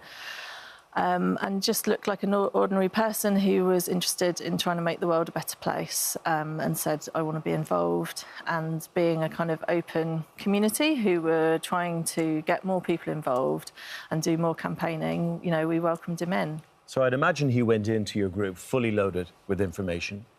He's a professional, he knew what he was doing. How did he work you all over? How did he get in so deep? He came in and they use a technique called mirroring of basically, you know, saying what you want to hear and saying, I'm into the same things as you are, and particularly around women, they did that. And yeah, he was just keen, he wanted to be involved. He said he'd just moved from London and didn't really have any other friends. So was it mainly women that were the targets then? Were they easier to build relationships with? So initially, there weren't any named targets, which is actually a transgression against their own rules. They just targeted the Sumac Centre in a kind of fishing expedition. But yeah, I mean, there was a mixture of when people were named as targets. There were a mixture. But initially, one of the people it's very obvious that Kennedy was targeting was Kate, who became his girlfriend within a few months, and he told her things like, you know, that he lived in the neighbourhood next to her in London, that he supported the same football team as her family supports, that he was really into country and western music, and loved the trailer trash lifestyle because she was living in a caravan on our friend's drive at the time. So, he was telling her what she wanted to hear. Exactly, and she kind of felt, oh, I've met someone who's really special, and he did that all the way through with other women as well. Andy, how often does this happen? Well, I decided to make this podcast because I thought this story needed more exposure, because I just don't think people know that it happens. The story that I've made is about what Mark Kennedy got up to, and it's a sort of deep dive into what it's like to be infiltrated with people like Eleanor sharing their stories of a part of their life they'd probably really rather forget. And they all opened up to me, and I've got to thank them for that, and shared their stories.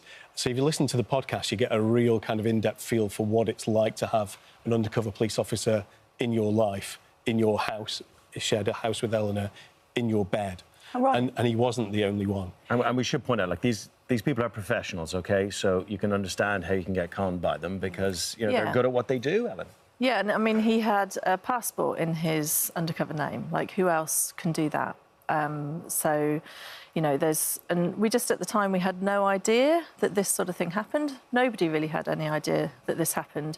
Like, we understood that the police were interested in what we were doing because we were, you know, committing civil disobedience. We were trying to stop things that we saw that were bad.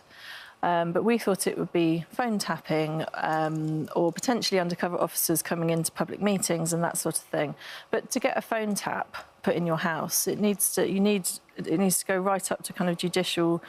You need to get judicial permission to do it, and or even is it to go even higher than that? And yet, so sending undercover. Secretary. I think the Home Secretary has to approve a phone tap. But it's important to separate the two things here, right? The police will feel they're justified investigating criminal offences or what they believed are to be criminal offences, which he's allowed to do with the power of the police force. It's that other stage. It's getting into people's emotions, developing relationships, I guess. Here's where the problems really begin here, right? Yeah, I mean, you say the police feel they would be justified, but actually what's happened is this is a secret unit that really nobody in the police even know. So the police that Kennedy was meeting as an activist, they didn't know that unit existed and that they were encountering an undercover police officer. He got beaten up by the police while he was an activist, badly beaten up. He had his back broken or fractured in one place or something.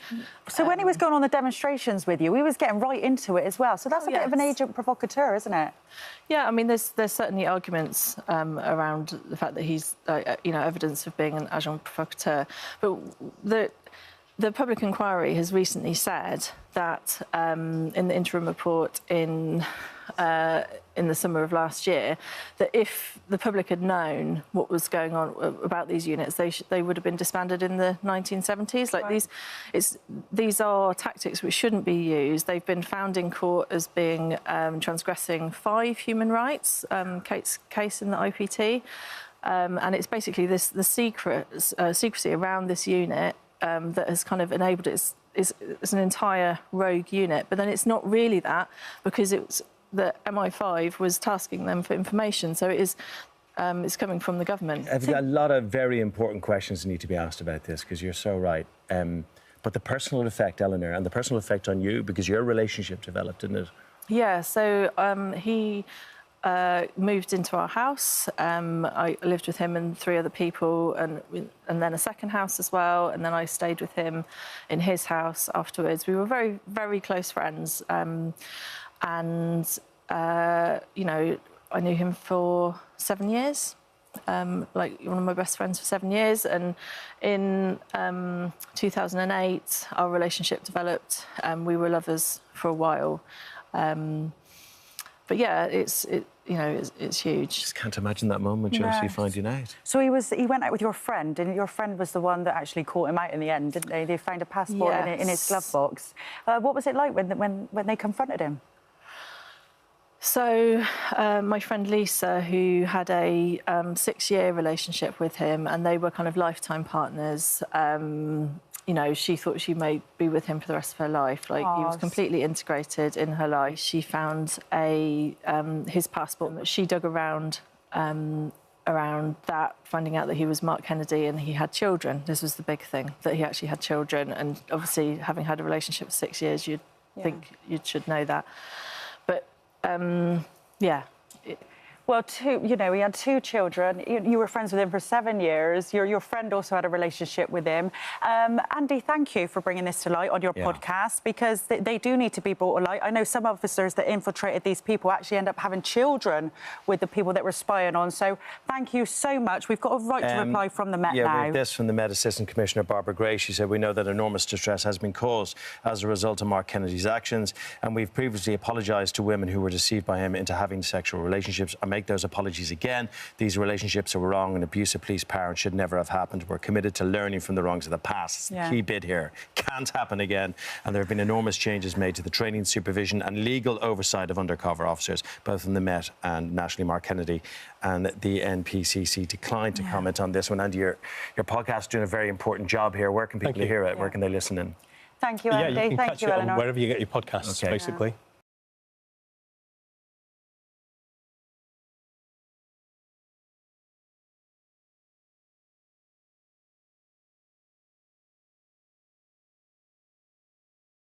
We all like to look our best, don't we, when we post Well, I got to give things? up on that. We try our best. But have you ever thought about if you pose alongside someone who you consider to be better looking than you or more beautiful? Must be tough for you. Exactly. It makes me feel quite self-conscious sometimes. Self-conscious. Aiming next to you. Now, let's have a look at these 2 beautiful girls. They're best mates. They're Kate Walsley and they're Georgia Gibbs. And their social media pictures sparked debate this week with followers' comments commenting on the fact, as you can see there, the girls are 2 different body styles, types, sizes. Yes, Georgia is a size 8, and she's been accused of photoshopping some of those pictures, Georgia, to make herself appear smaller next to her best mate, Kate, who is a size 16, are you, Kate? Yes. OK, so, let's ask you about that first. Did you Photoshop any of those pictures to make yourself look smaller than your best friend? What's the problem with doing that? No, look, I just think society has, a little bit of an issue with 2 girls being completely different sizes next to each other.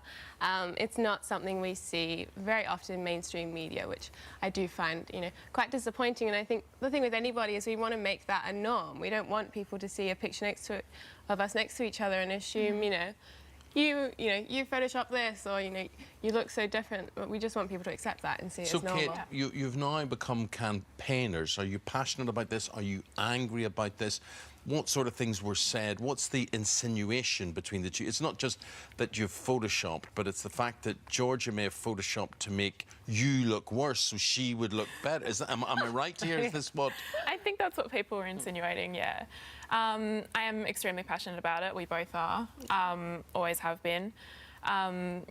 But yeah, I mean, they were just shocked that we were next to each other, and like Georgia just said, I mean, it needs to be a norm, because you just got to look around on the street and... When you say shocked, though, when I I'm looked shocked at... you're saying you're shocked. They're shocked. Yeah, I looked at the pictures, when we were a different generation, of course, I looked at the picture in a completely different way, and I just saw two friends laughing and smiling Exactly. and And that's what we wanted to... But what is it that people were shocked about? The fact that you're bigger than your friend, or you're skinnier than your friend? I mean, what were they saying? I think it's because I had, a little bit of a platform anyway, and when we posted the picture, people were used to kind of, seeing me by myself and the body shape that I am, which is, majoritively genetics, but also, like a lot of different factors. And then when I posted a picture with Kate, it was like, oh, like this can't be real. This can't be real. We've got the picture in question that created most of the furore.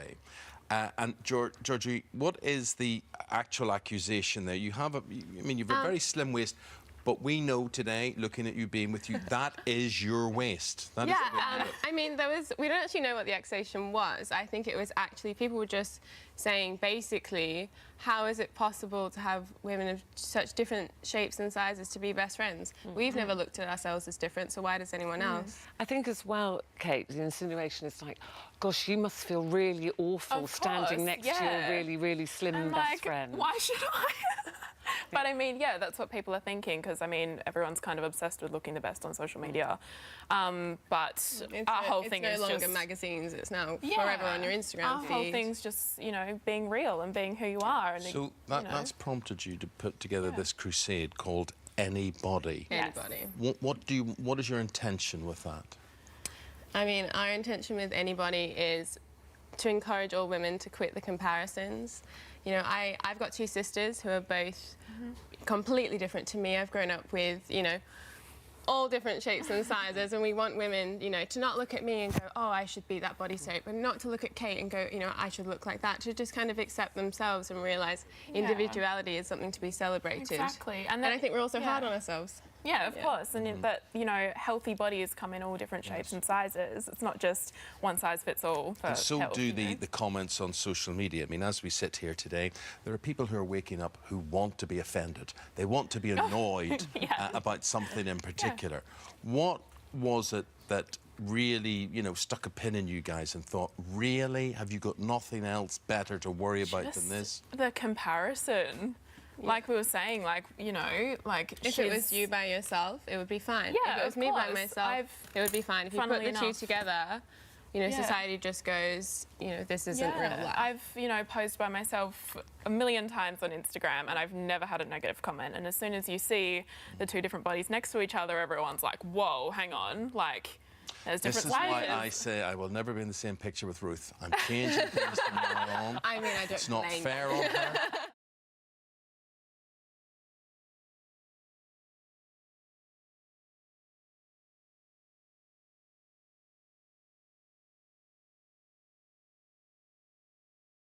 Now, you see, the first thing I'll say, Claire, is I like David's sofa a bit better than yours. I'm just saying that. That would be me, and that's the sort of thing that starts a row between me and Ruth, David, that I would say, that looks really nice, and she'll say, well, you can just sit in the other room in that, because I'm not sitting on that. So the very fact, David, that your home is your castle, your palace, sort of works for you, doesn't it?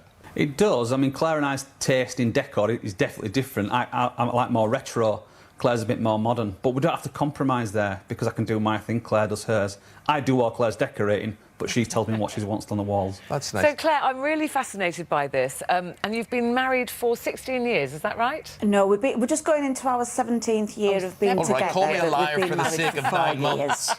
So, whose idea? How did this come about? Did you once live together, or have you never lived together? How has this happened? Yeah, we've never lived together. We started off, I came out of a relationship, David came out of a relationship, and we just wanted our independence for a while. And as time went on, it was just never spoken about. David would go home on an evening to his house. I'd put my feet up and watch my soaps rather than have David there moaning about them. So yeah, it's just gone on as it has and works. But Claire, yes, OK, my wife's had her say there, but if I could have my say on this, if I, for 16, nearly 17 years, did my own thing and went back to my own place, she would be saying, I know, well, aren't I enough for him? Why does he not want to be with me full time? This doubt would creep in. Did the doubt not creep in to you that David maybe didn't want you enough? It did initially, but probably the first couple of years we were together, I was expecting to have a normal relationship, sort of being together, working towards living together, working towards having a child together. That's how I expected it to go. And then when David would turn around and say, well, I'm going home now, I'd be, well, what do you mean you're going home? Why aren't you staying here? And he said, well, I just thought it'd be nice to have my own bed. And then I would get really, really angry with him, and we had the whole scenario of, well, would you want me to stay? And I'm saying, no, it's fine, you go home. David, if you don't want to stay... Could I ask you, David, when you did decide to grant Claire her wish and stay over, was it, shall I say, extra special? The first 10 minutes are, but then it's... They say it takes 21 days to form a habit, and when you've spent so long in a bed on your own, you get used to that, and to share it with somebody else, you know, your sleep's not as good, you wake up in a bad mood, and that's not great for anyone's relationship. No, but, you know, you've been together a long time. Last thing you want to do is start the morning in a bad mood. No, nobody wants to do that. But you have a son, your son, who has some special needs. He has Down syndrome. So did it change when Jay was born? Did you then live together for a little while, or how did that work? Because you would imagine, I would imagine, when there's a child involved, you'd want to be together and sharing the parenting. When we decided, or when I fell pregnant with Jay, it was never discussed. It was just going to be a case because of David working shifts. He would be around a lot of the time anyway. And then Jay came along, we found out he had Down syndrome. And I won't lie, it was a big shock to both of us. And it was a case of how are we going to manage? We've been given this child with additional needs. So that was the one and only time we did discuss moving in together, because we thought it was what we would need for a child with additional needs. And then as a little bit of time went on and Jay just started cooing and giggling and trying to roll over, we thought, no, we just have a child. We don't have a child with additional needs. It's just Jay. And that whole idea of moving in together, I think it was a relief. I think neither of us spoke about it properly because we didn't particularly want it. So now, as Jay got a little bit...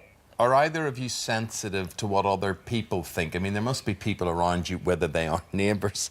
You know, neighbours might think you have a fancy man, Claire, who comes every now and again or whatever, you know, whatever. But are you sensitive to what people think, friends and family, David, or not? I have a saying, never take advice off broke, unhappy people. And when the issue of trust comes up, if someone says, oh, how do you know they're not doing anything? If you wouldn't trust your partner or boyfriend or husband to live in a different house and not do anything, then maybe you're not with the right person. It's never an issue for us. Well, do you know what? You just look very happy. Yeah. I don't think it's an issue for us. I think I totally get what they get out of this, and I was very happy before we moved in together.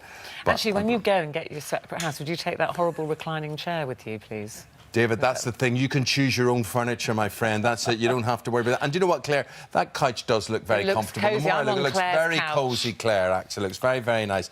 Guys, continue to be happy and in love, doing your own thing. And I like what David says there. Don't take advice from broke or... What did you say? Broke or unhappy people? Good, very good advice. Broke or unhappy people. Yeah, lovely to see you. Good, guys. Thanks a million. See you.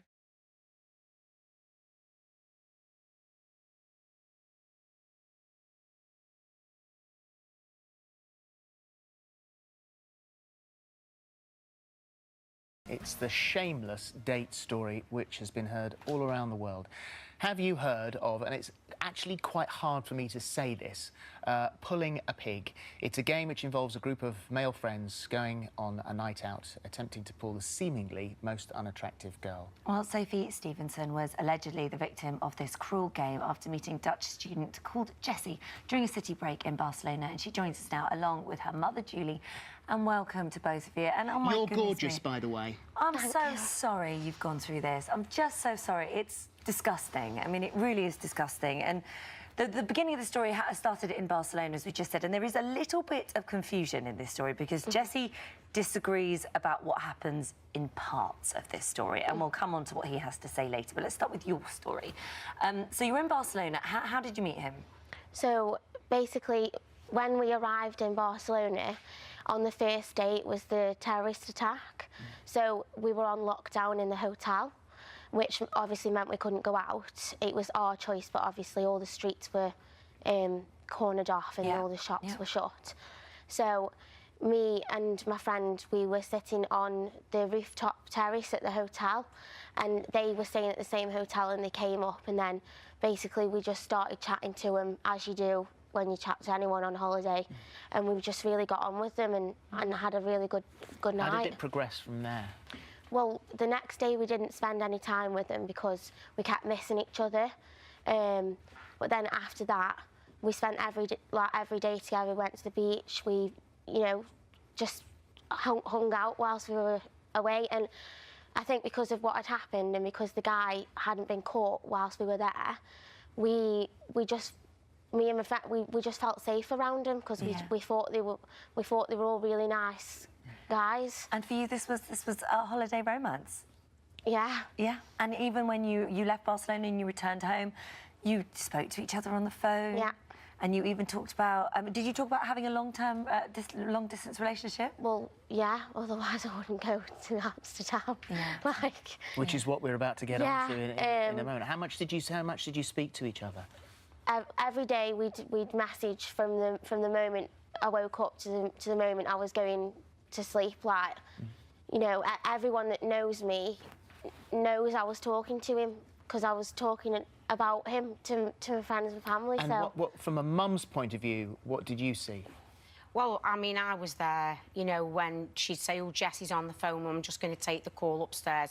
And because he felt like he was part of my family already, because then I'd say to her, well, tell Jessie your mum says hiya.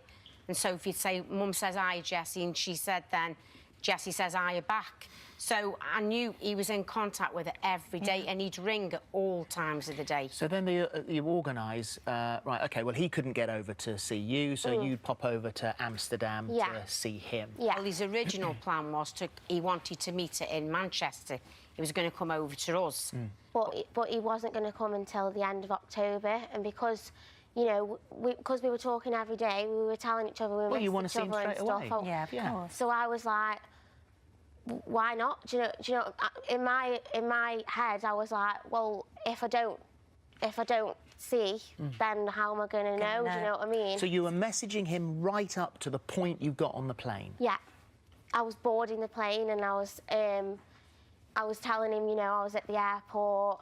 I've got here okay, and he's like, I can't wait to see you. He said, I'll be at the arrivals bit when you get there. He just said, see you soon. So you arrive, and you must be so excited, can't wait to see this boy again, and he's not there? No. How long did you wait at the airport for? 2.5 hours. And did you try and contact him? Yeah. I tried to call him, I tried to message him, I tried to message his friend, but he'd blocked me. Already, which I thought was weird. Yeah, of course. And then I first contacted my cousin at home, obviously panicking. After about 20 minutes, I started panicking, and I just said, he's not here. What am I going to do? And she was like, just stay calm. Maybe he's running late.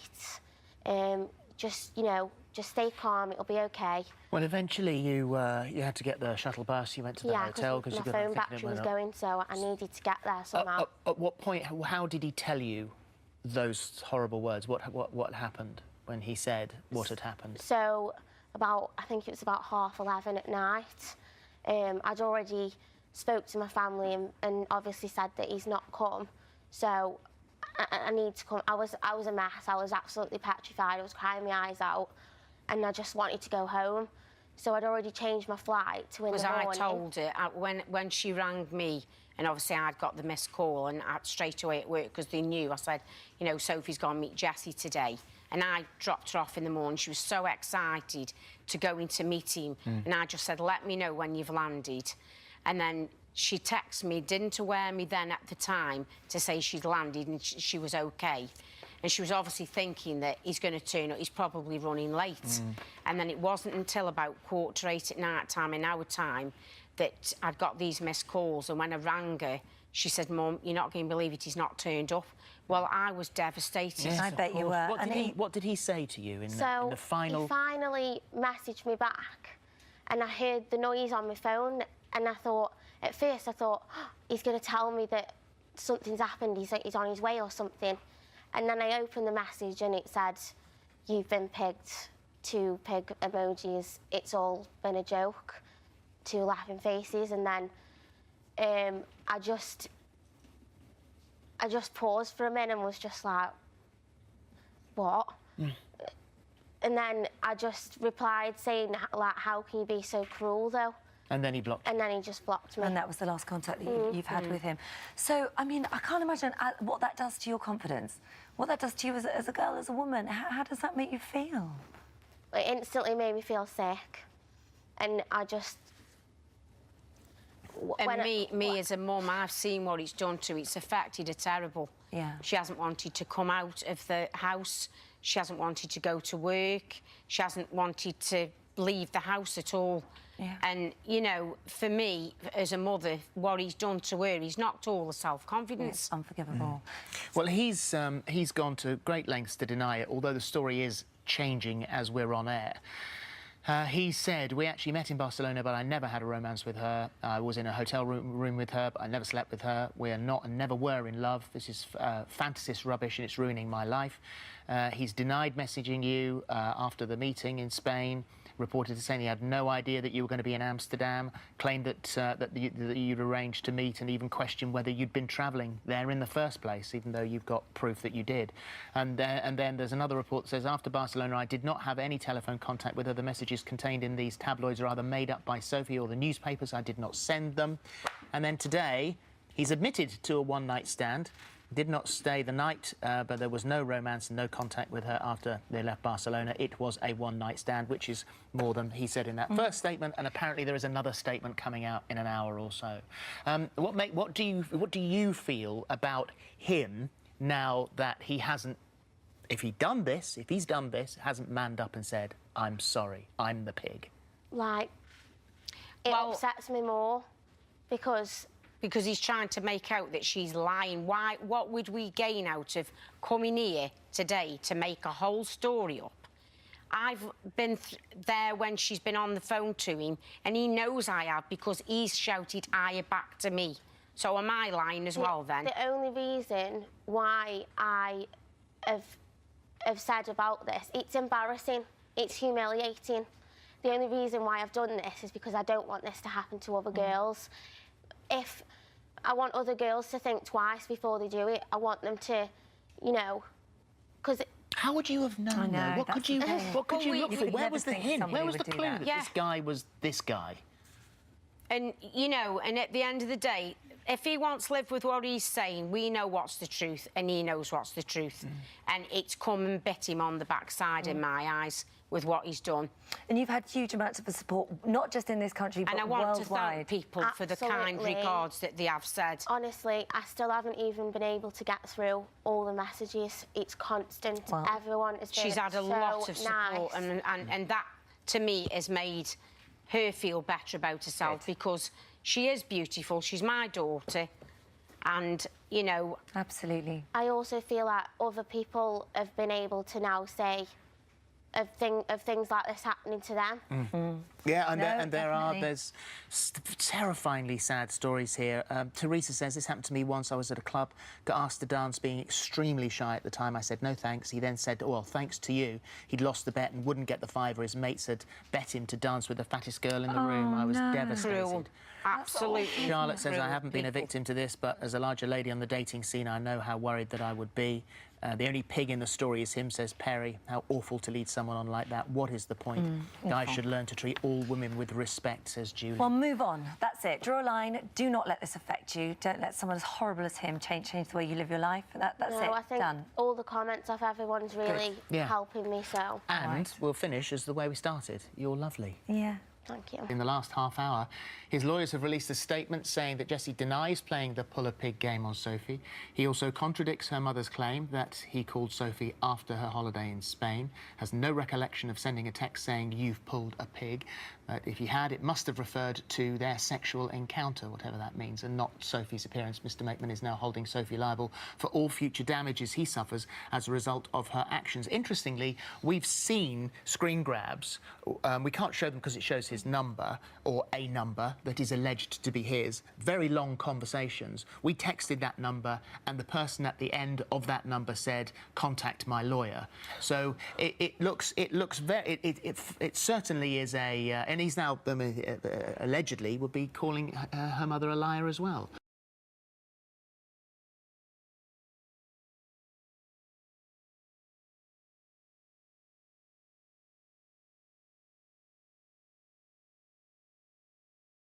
One Donald isn't enough for us today. We can actually, via satellite, cross to America and we can talk to another Mr. Trump. How are we going to do that? Who there is Who's joining that? us. Well, that is you, alongside wife Melania.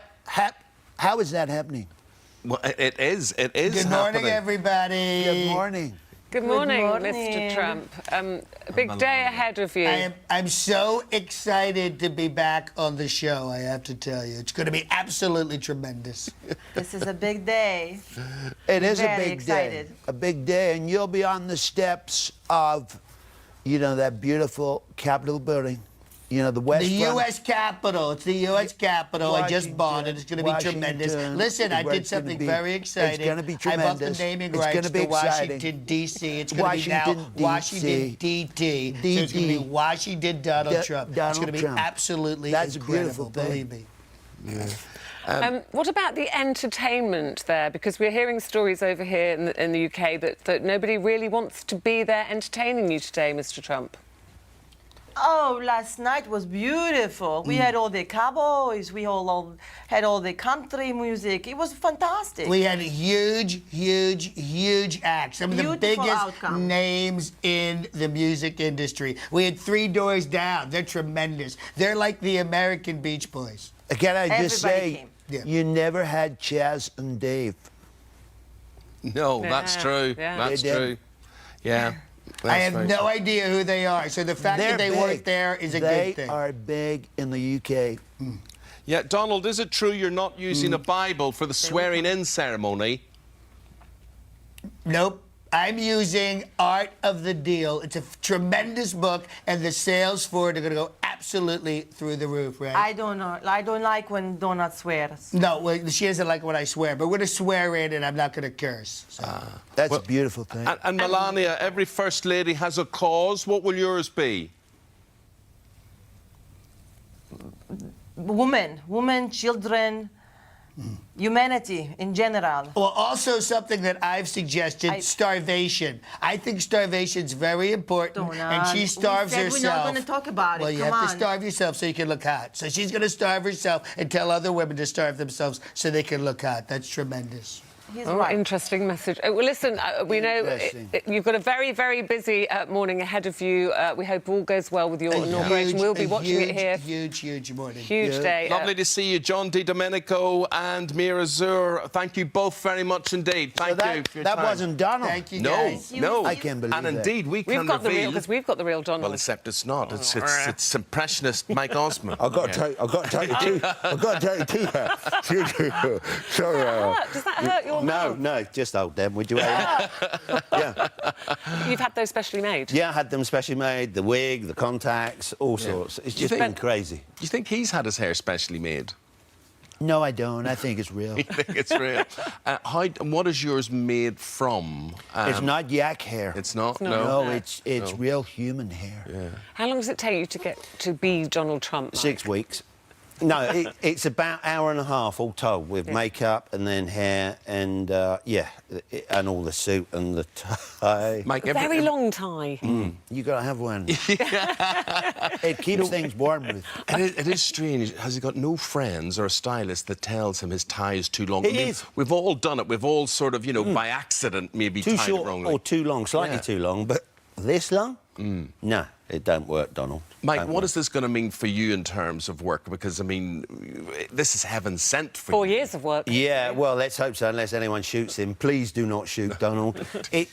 I'll tell you the one thing that I've noticed, Eamon, it's been really crazy. So I do the act and I do 20 minutes of Donald Trump and then I go into impressions. Eamon Kelly, you were on the show. 2004, you won 32 grand. And then 2013, you won 50K. That was good work, Eamon. Yeah. See what I mean? Say how strange it is doing. Hello, it's so lovely. Yeah. So lovely. I'm so excited to be on the couch. Look at me. I look so stupid. So excited to be on the couch. Ruth, I'm going to ask you, Ruth, when you fill the car up with petrol, and you've got the nozzle, and you finish filling it up, do you give it a shake? Or is it just a man thing? I don't know. I just wondered. It made me laugh.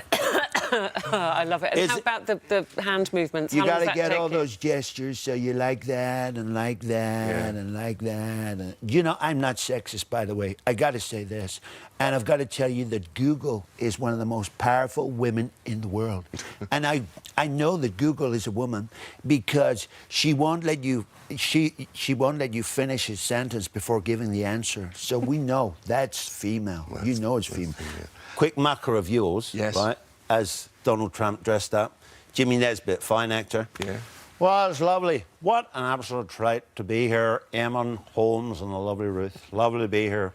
I've got to tell you that I've just discovered that my wife enjoys sex more when she's on holiday, which, if I'm honest, was a bit of an awkward postcard to receive. Well, laughing on the floor is always a good sign, Eamon. Well, listen, Mike, we hope there's at least 4 years' work there for you. Who knows so beyond? Nice to see you. Good to see you. Thank you. Have a good presidency, mate. Yeah. I'm going to, Eamon. I'm sure we'll be seeing a lot more of you. That's good. Thank you, Mike Osmond. Thank you. Donald Trump. If you enjoyed that, there's more of the same right here. And make sure you subscribe so that you never miss the best moments from this morning.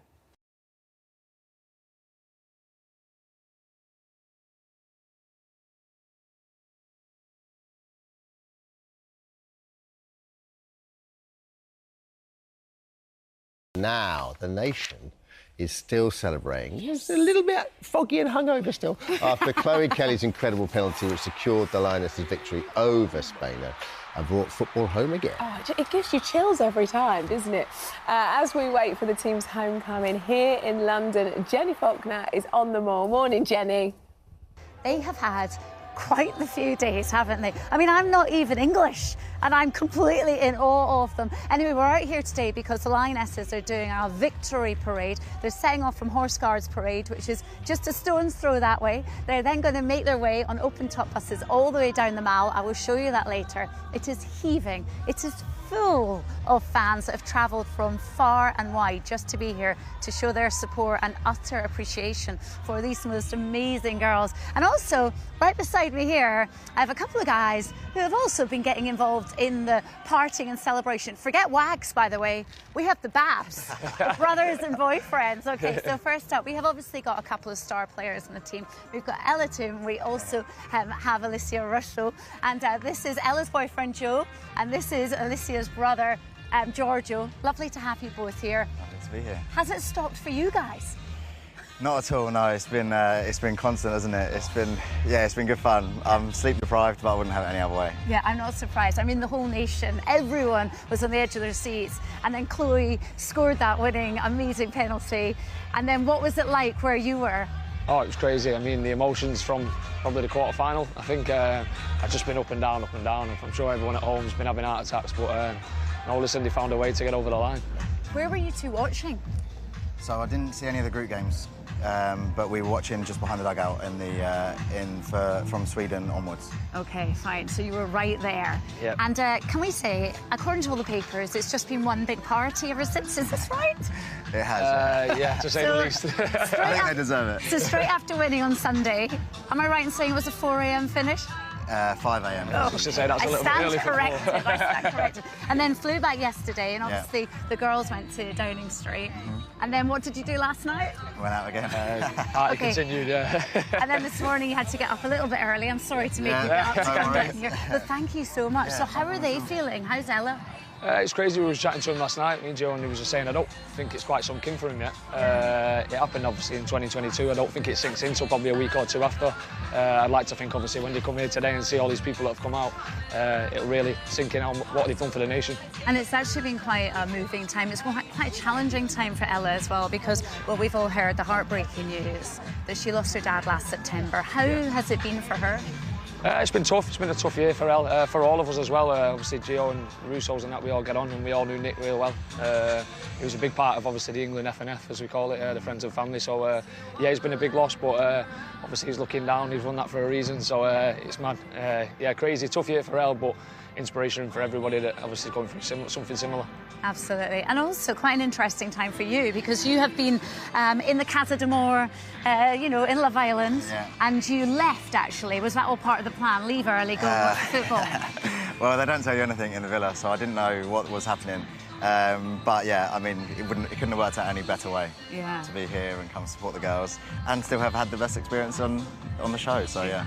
So, I mean, it's crazy for you. So not only are you coming and being part of this, but then you have to fly back to Mallorca after this. I do, yeah. So, yeah, it'll be good. We'll see. Get it out of the way and then go from there. It's a jet-set summer, isn't it? But the most incredible thing is that the girls, the whole team, have inspired everyone, haven't they? Yeah, they really have. Yeah, it's been incredible. It has been Captured the nation, yeah, definitely. Yeah. Anyway, look, Gio, thank you so much. Back to you guys. Thank you. More from the Mail later on. I love it. I love it. And I always think, God, I'm so impressed with how they put it up so quickly. Yeah, I know. Did you? The infrastructure of it all. You're so right. I wish the sun had his hat on for them now. It's a little bit grey. We need to brighten it up a little bit. But, I mean, they deserve every bit of it, though, don't they? They do, and everyone's still getting in touch. I always love the fact, but I love the way they turned up to Downing Street. You can tell they're all just tiny little bit hungover now. Could you imagine that big win and then being a little bit worse for it? Of course you are. Getting on a flight, no one wants to do that when they're hanging, but then also having to go to Downing Street. It's like... The trophy going through security, like, can I just go home and have a shower? Yeah, absolutely. Burger. That's all I wanted. Welcome back. Following their huge win on Sunday, the Lionesses are now back from Switzerland and heading out for their victory parade in central London. Look at them there. Look. Yeah, we're just going to enjoy some live shots now where the heroes are making their way down the Mall towards Buckingham Palace. There we go.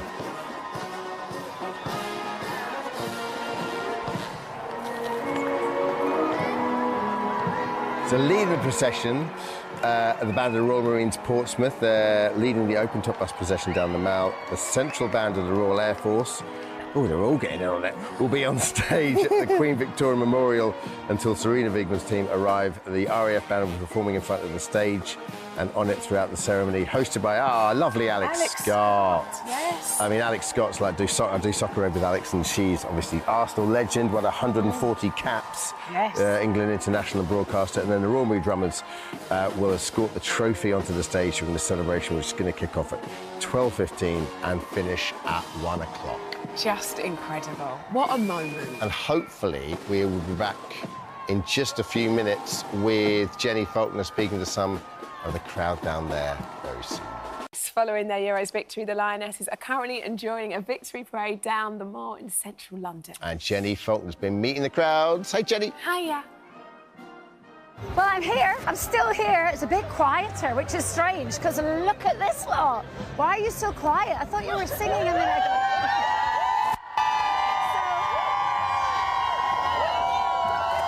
So I'm here. This is Buckingham Palace. This is the Mall. And all the Lionesses Lionesses are going to head their way down on open-top buses down to the stage down there very soon indeed. And it's not surprising. Look how many thousands of people have turned up to show their support and appreciation for, quite simply, a phenomenal team. Now, obviously, everyone's come from near and far. Why don't we get a song to start things off? Which one? Sweet Caroline? Sweet Caroline, oh, oh, oh. Good times never seem so good. So good, so good, so good. Okay, so let's just find out where people have come from. Where have you come from today? Cambridge. Cambridge. Why is it you've come down here? Oh, to support women. Women support women. Got to be here. I agree with that. I agree. How about you? Where are you from? Hertfordshire. Okay, and what is it that's inspired you about the girls? I think just the way they persevered, they never gave up, they always showed fight during every single game. Like, I never doubted them, and you could see they didn't doubt themselves. I mean, it was edge of seat stuff, wasn't it? It's nail-biting stuff. I know. Where were you when you were watching it? I was at home, actually, so, okay. But yeah, with the family and just biting my nails and everything. They do, but they were amazing. They were so amazing. Tense. It was so tense. It was so tense, so I didn't make it easy. I know, they did. Do you think that them winning has made a difference to women's football? Yes, definitely. We've just taken up walking football. We're really loving it, so it's not just the youngsters that are being inspired too. We're of the generation that weren't allowed to play football when we were in school. I wanted to, but was never allowed to. This is fantastic. Yeah. See, and I think a football shirt suits you as well. I wear football shirts all the time, but was never allowed to play. That's it. Where have you come from? You're all dressed to the nines. We're from St Albans. We play football for St Albans City FC. Yeah. So have you noticed a difference in women's football, playing football, since the Lionesses have really come to the forefront? Huge difference. Just putting the spotlight. The team's done amazing things. Serena's done amazing things. Putting the spotlight on women's football is now just the norm. It's on TV. The exposure's incredible, and all the children at our schools, like, they know it's on. They know the names. They've got the shirts on. It's amazing to see. Well, then, can I ask you, are more girls than ever trying to take up football as well? 100%. We actually do the football clubs at our schools as well, and we've got 40 girls in one year group coming along and joining in, so I love it. Constantly growing. Okay, I love it. It's amazing, isn't it? Thank you so much. Let's ask you, where have you come from today? Norwich. Norwich. And look, I love the fact that you're here. Who are you supporting? Who's your favourite? Mine's Grace Clinton, but obviously we're here to support every single one of them because they're just inspirational. Yeah. They're just so inspirational. And what is it that you like so much about the Lionesses? They inspire every single generation, not just the younger ones, but every single generation now and future and before, and it's just incredible to watch, and they're absolutely incredible. Yeah. There are so many people here, all out to support. It's coming up, it's coming, football's coming up, it's coming up, it's coming up, it's coming, Love it. Nice. I love it. Thank you, Jenny. Thank you, Jenny. We have got some more live pictures now from that victory parade on the Mall. The open-top bus is stopped just outside Buckingham Palace, where the Lionesses are getting ready to get on stage. We have the live feed now from the Mall. Look at that shot. Look at it. We're getting closer. Look, we need. There you go. There's the band of His Majesty's Royal Marines there. Look.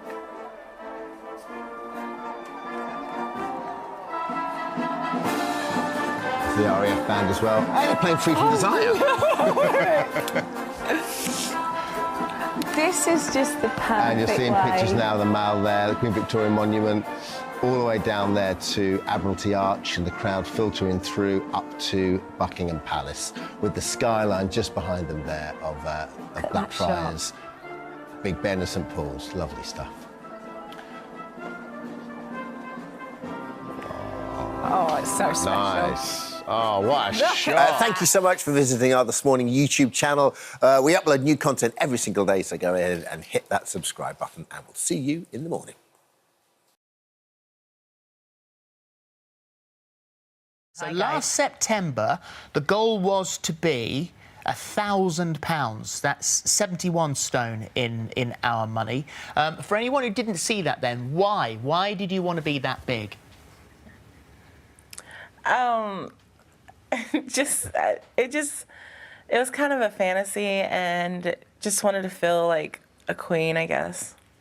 And a very large queen. And so, what made you decide that wasn't the route that you wanted to take? That you wanted, in fact, to start losing weight? After my 2 miscarriages, and knowing that I want to have a family, once I got pregnant this 3rd time, we kind of sat down and had a discussion. Well, what's the, what do we feel like the main cause is? Yeah. So that's where it all stemmed from. What can we do to prevent this from happening in the future? Did you pin down what the main cause was? Was the funnel feeding might probably have been part of it? Yeah, pretty much all of it was just how much I was eating and what I was eating. Yeah, and definitely. I mean, this has been incredibly painful for you, Monica, and also for you, Sid, to watch her going through this, because with the 2 miscarriages, I mean, it's a horrible thing for anybody to go through, and there was a lot of pain there. Yeah, and I think what exacerbated that a little bit was the fact that people were like wishing this on us. Yeah. And so then obviously the decision is made for the health of you and the health of your baby, that you would start to lose weight. So how did you change your diet? What have you done? I've completely changed everything. Pretty much a complete overhaul. Yeah. Now I eat like vegetables, chicken, a few carbs with every meal. I eat like 3 meals and 3 snacks a day. Very little portions, about 2,000 calories a day. And so what have the doctors said? Have they recommended a target weight?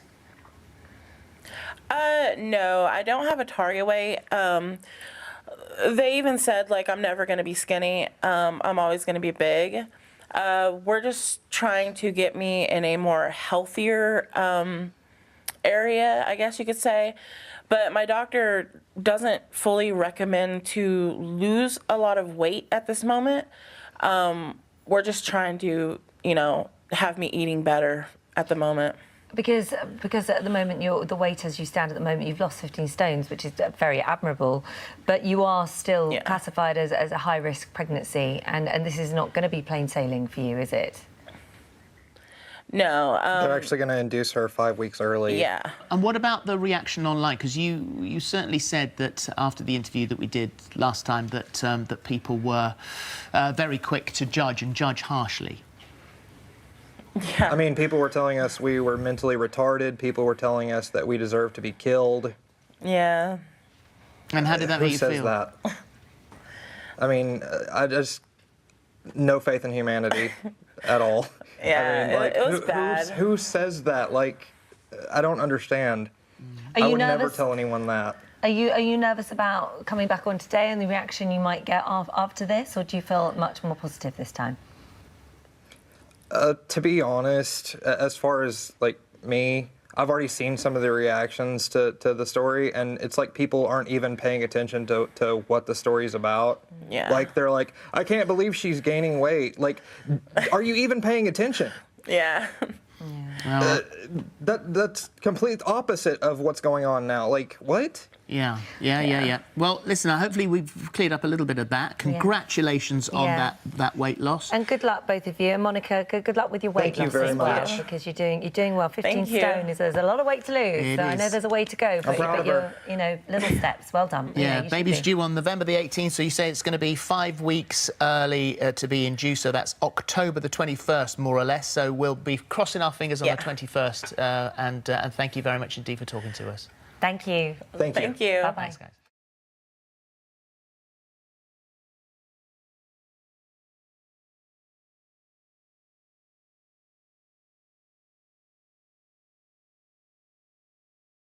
Now, for most grown-ups, playing with dolls is a distant memory, but not for our next guest this morning. This is Jade Smith, and dressing as a doll is an important part of helping her forget and live with the pain that she suffers from fibromyalgia. Fibromyalgia. But it costs her quite a lot of money, but she thinks it's all worth it. Good morning. Tell us what fibromyalgia is and why it causes you so much pain. It's basically like arthritis, but it affects all my joints, all my muscles, pretty much everything in my body. It causes fatigue, insomnia. I get really severe migraines as well. And how long have you had it, Jade? I've had it since I was 5 years old. Oh, it's a long bad time. news, bad news, awful thing. And your escape is through dressing as a doll. And what are your... When did this start? When did you first have this affinity and this desire to do this? I first started dressing like this when I was 11 years old. I discovered it at an anime convention when I went to cosplay, and from then on I just decided that I wanted to be a doll. Well, stand up and give us a twirl here, and we'll just see. Look at this. And what is this particular outfit that you've got on here? This is my sugary carnival dress, and I've got some tea party shoes on, white knee-high socks, and I've of course got my wig and my pearl tiara. And we can see behind you a great rail of clothes there. It's an amazing kind of dressing up box. These look expensive, Jade. Where do you get them? Do they have to be made for you? Some are specially made, others are imported from Japan and Korea. Some I've actually designed myself, like this Cinderella one, and that long dress over there, I hand drew all the design and screen printed it myself. So there's a real community out there for this, is there? Yeah, there's quite a few people who join up and meet up every now and then who will dress like me. So how often do you dress like this? Is this something when you go to a convention, or are you doing this every day? I'm doing it pretty much every day when I'm not working, when I've got a spare minute, or like when I'm going out to see friends. And how, when you say it helps you, how does it help you? How does it make you feel? It makes me feel happy, and it helps distract me from the fact that I'm in pain all the time, because for just a few minutes people are smiling at me and I can feel like their happiness. Yeah, what is the reaction when you go out? Jade, I can see what you've just described there. I can see, because you come alive when we talk about your subject and what you're into. And I actually knew this from my own pain, which I've suffered over the past few years. When you get a distraction, when there's something that takes you over, in my case, football or something, and you forget for 10 minutes, and then suddenly you realise, oh, that pain's still there. But it is an amazing relief, isn't it? Yeah, it's a really good relief because there's no cure for fibromyalgia, and most pain medications don't work for it. I'm taking quite a few medications right now to try, but my only hope is that they find a cure eventually. Mm-hmm. And what about, because you've got a collection of dolls yourself, haven't you? Yes, How many? What kind of dolls do you collect, and how many have you got? I collect porcelain dolls, bisque dolls, ball-jointed dolls, and quite a few Disney-related dolls as well. So do you base your look? So do you take maybe one of those dolls and go, I'm going to look like that doll today, or I want to look like this one? Some of my dolls I do. They've all pretty much got blue eyes and blonde hair, which is pretty much what I aim for. How much money do you think you've spent over the years on all these things? About £20,000. I've spent like £8,000 on shoes because I've got over 40 pairs. Yeah, but this is a collection. This is probably a collection you could trade if you want to. And, you know, when you mention dolls, the most famous doll that springs to mind are Barbie doll, Ken doll. Are these, do they have an influence on your life, or is it more specialist than that? I do collect Barbies, and I love more the vintage Barbies than the modern Barbies because they go more with my look, and they're often paler skin and more blue eyes and blonde hair. Because you live with your families, your parents still, don't you? Yeah. So what do they make of this? Are they happy for you to be doing this in their house with this huge collection that's getting bigger and bigger?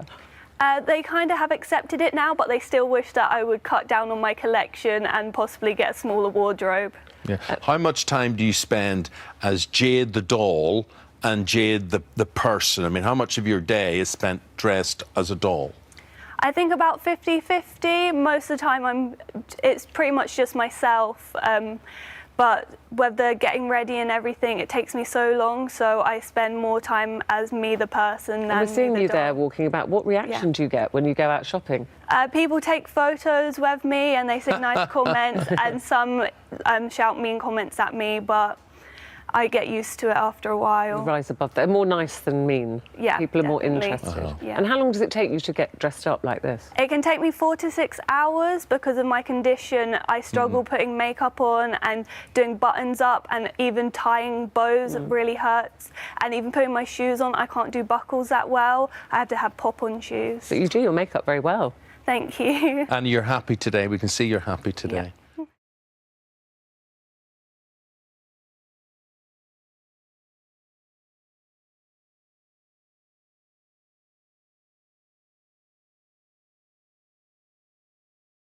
Aged just 15, Rhea Cooper became the UK's youngest person to change gender. But 3 years later, Rhea, who was born Brad, made the decision to transition back to being a man. 5 years on, Rhea is more certain that she is living in the wrong body, and she's preparing to go under the knife once again. Rhea, what a journey. What a journey. And you've attracted a bit of criticism from some people who are basically saying to you, make up your mind. If they were in your shoes, what would you say to them? It's just hard, it's difficult. It was horrible going through like all the negative things what people were saying. I never once changed back to a man. I was 18, I was going through a really bad patch. I was like depressed. I was getting loads of horrible, I can't remember words. That was horrible what people were saying to me, death threats, saying to me, go and kill yourself. I was in a really bad relationship and I just had enough. I thought, if I go back to being a boy... Why would people be so unsympathetic towards your confusion, if I could put it like that? Why would they begrudge you that? I think it's because I was so young and they was judging me on that, saying I'm confused. You're too young to make like the change at that life. You were how old then? 15? I was 15, yeah. And what is that like? I mean, just put that back to someone who's criticising you. So you're a 15-year-old boy, except you're not sure you want to be a boy. Just explain to people what that feels like. How you were feeling inside. I just knew I wanted to be a girl, and from being young, 5, 6, like, growing up, I always wanted to be a girl. And it was other people who had the problems, other people who were begrudging you that. Yeah, it's everybody had a problem with it. And it's not even like you say wanting to be a girl, it's like really feeling, genuinely feeling that you are in the wrong body. Can you remember when you first felt like that? Yeah, I was so young. I was about 5, because like all my sisters, I never wanted to play with the boys. My boys' toys, I always wanted makeup on, I used to put my mum's makeup on. And just from there, and being like 14, 13 when I changed. Do you know what amazes me, Ray? It's that anybody would think that that is an easy decision to make. Do you know what? I think I'll be a girl next week, I'll be a boy the week after. They actually, who would actually think that that's a decision you would take lightly? It's not even a decision, I just knew I wanted to be a female at that age. How hard has the journey been for you? It's been horrible. Been horrible. Like, people say that... Well, I used to say people's opinions didn't affect me, but they really did. They got me down. There was days I didn't leave the house. Got real bad depression. It was horrible. So you made that decision when you were 15 years old that you did not want to live as a boy anymore. Yeah. You got support from your family. What was it then that you found you couldn't deal with that made you then say, well, I'm going to have to just go back and be Brad again? It was more like... When I was 18, like I said, I was really depressed and I was struggling to find work. No one gave me a job. And then my documentary was out when I was 18 and that like kind of ruined my life from there. And no one would give me a job because of the documentary and because of who I was. And I think I just had enough and I just thought, well, my life would be much better if I went back to being a boy. And how was that then, going back into It was horrible. It was the worst decision I ever made. Like, I put boys' clothes and I was like, I can't do this anymore. Like, I should be happy. I need to do this for me. Why please other people? How long did you go back and literally, it was, I put boys' clothes and I was like, I can't do it. I can't do it.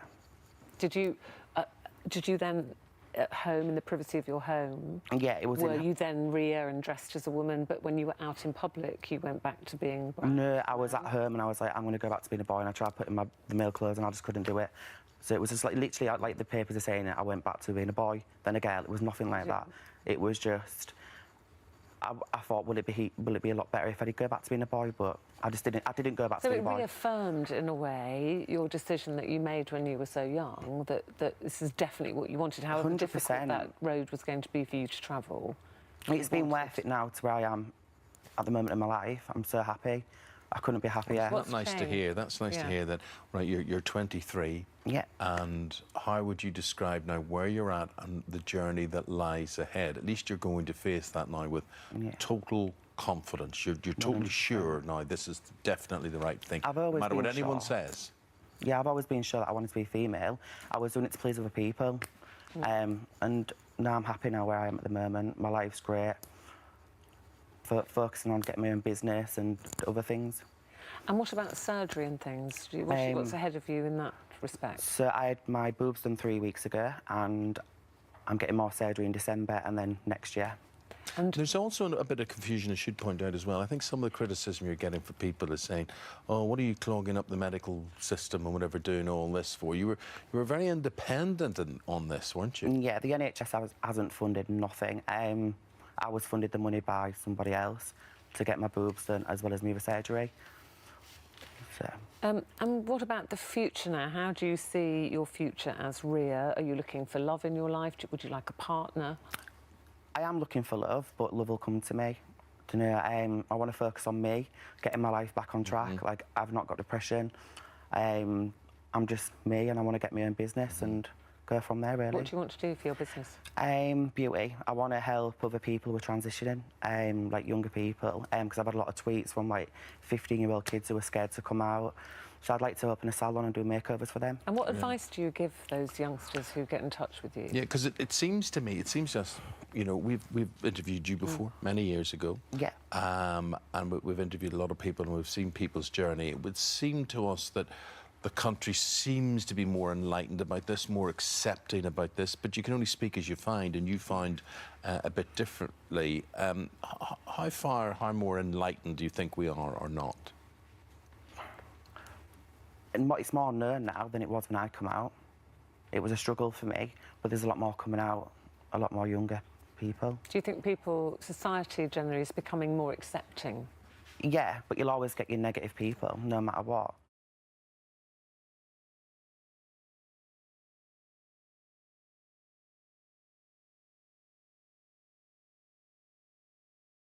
Jack joins us now. Jack, thank you for coming on the show this morning. Morning. It's obviously a very difficult time for you. You've been through an awful lot.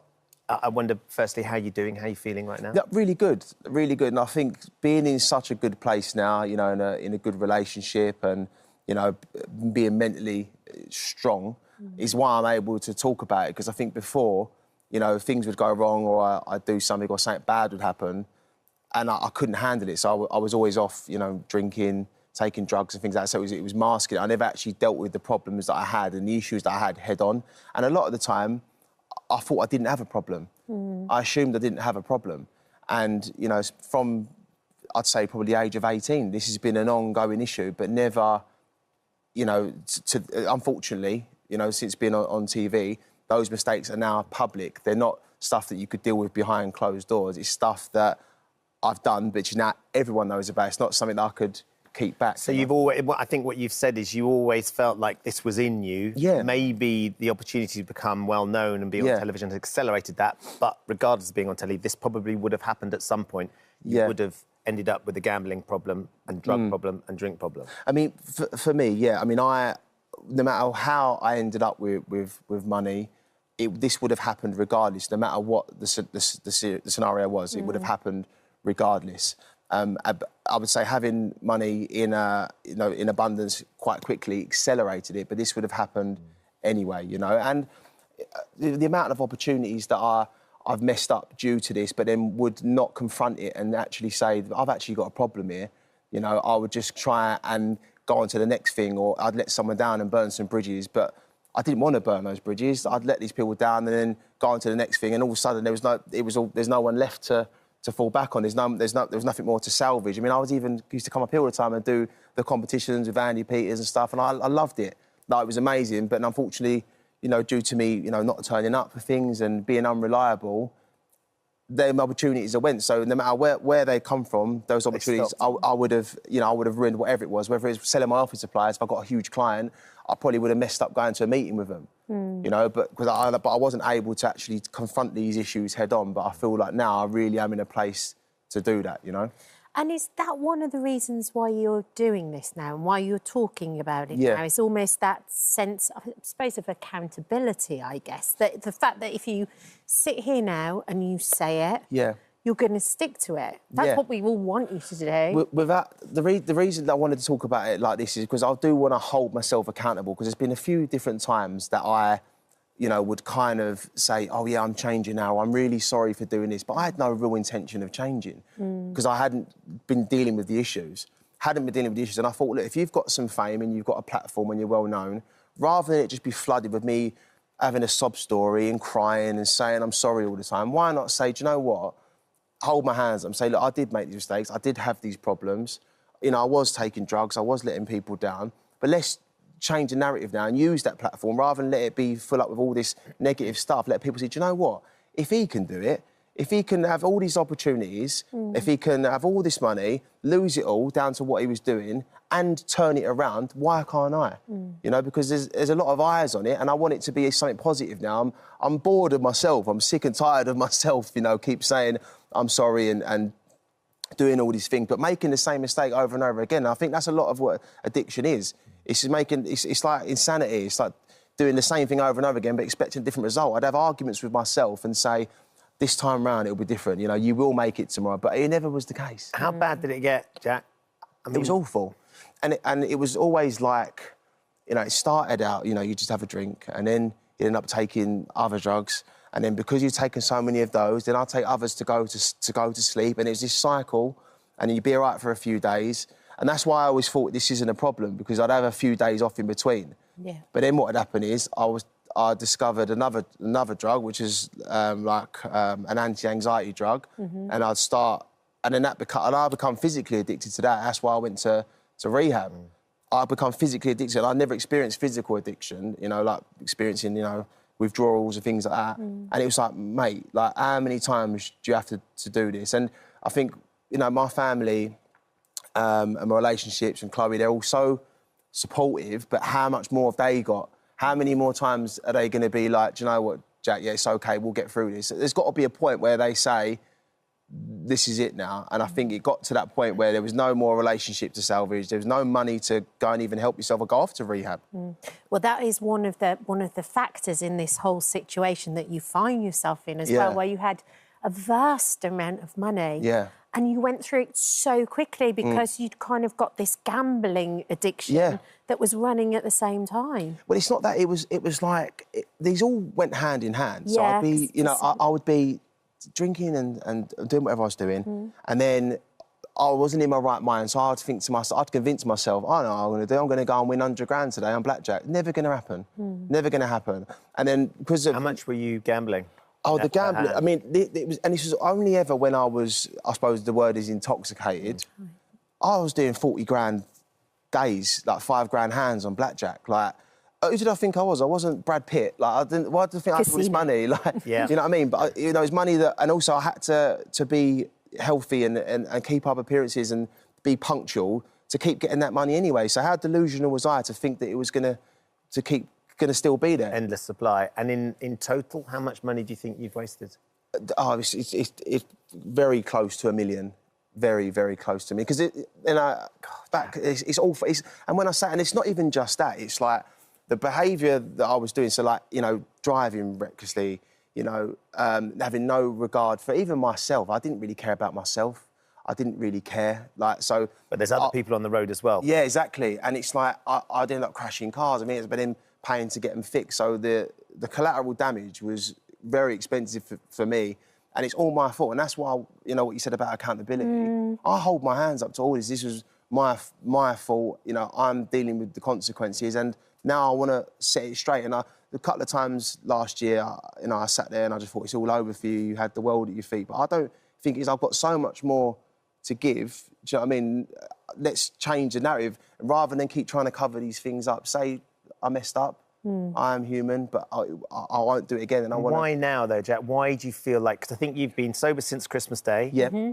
So we're just coming into February now. So sort of a month and a half, going on for 2 months. Yeah. Which is, you know, fair play. But why do you think now it's going to stick? The reason it's going to stick now is because, as I mentioned, there's nothing more to salvage. Everyone else is on their last, like they're on their last. I'm on their last chance. There's no going back now. So you think you're at the lowest you can? Yeah, the lowest I've ever been in every way, you know. And it's like, I'm 32, and I'd always have this little argument with myself. And again, this is an addiction thing. You've got 2 people on your shoulder, but one tells you the reasons you should do it, and one tells you the reasons you shouldn't. And one of those arguments was always, you're only in your mid-20s.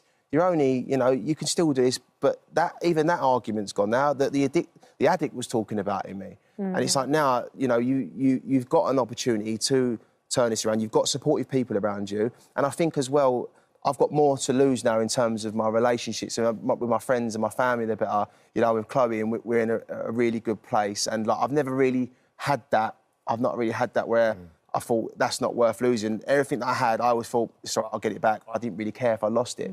But this time round, I've got so much to lose in terms of stuff that you can't buy. Yeah. You know, I've got stuff that you can't buy. So what are you doing? Obviously, Yeah. it's not as easy as, right, I'm just going to stop, right? Because like No, you yeah, said, of you've course. got these two voices on either shoulder. Yeah. So what are you doing to make sure that this is the time, this is the moment where it's going to be different? Yeah, I'm setting goals for myself, right? And I just thought to myself, right, what was you good at? Boxing. So I went and signed for a fight, and I'm going to fight on the 1st of March. I thought, right, I want a skill that I can learn and have forever, that no one can take away from me. And that's a professional. Yeah. So obviously, I've been boxing as a professional in England. So I've signed with Warren Boxing Management. I've got my meeting with the board to redo my licence and stuff. I'm fighting on a professional bare knuckle card on the 1st of March.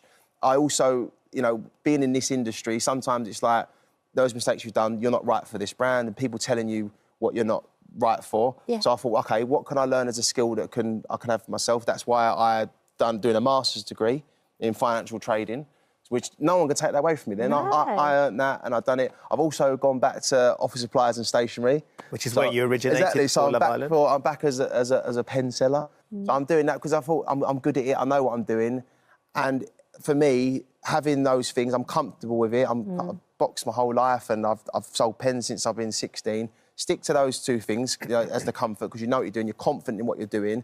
Don't, you know, let loads of different things come into your head and branch off here, branch off there, because that's what happened before, I suppose. You know, I had so many different opportunities. I want to do that, I want to do this, I want to do that. And I never put 100% into any of them. So now I'm just fully focused on the things I'm good at and what I want to do and where I want to be. And what about Chloe as well? Because she's been incredibly patient and she's looked out for you. She's been through the mill, right? I love her. I do love her.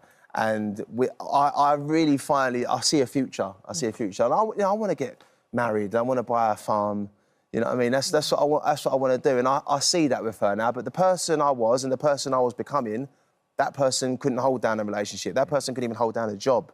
But this person, the person I'm becoming, I'm not saying it's all in the snap of her fingers, that's it. It's a lot of work, but I'm willing to put the work in now because I want to build a future for me and Chloe and I build a future for myself. And I want to finally change this narrative and stop filling it up with negativity and be an example and be, you know, want people to look up to me, because people did look up to me, but now I want them to look up to me for the right reasons.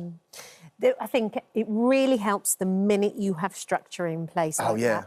And I have to say, I've seen the interview that you've done with the newspaper. Yeah. And you look a million times better already, just physically. So it's working. Yeah, You're on exactly. the right path. I know. I'm just going to keep that up now. I want to try and get some abs, I think, as well, you know. Jack, Thank good luck. you. Stay on it. Will You know, do. hold yourself accountable. Exactly Think that. about those people, but we'll keep our fingers crossed. And good luck for the fight as well. I appreciate it. Thank you. Thank you. If you or someone you know has been affected by anything that we've been talking about on today's show, you can find advice and support by heading to the helpline section on our This Morning website. Just go to itv.com/. Thank you for visiting our This Morning YouTube channel. We upload new content every day, so go ahead and hit that subscribe button so you don't miss out. And we'll see you in the morning.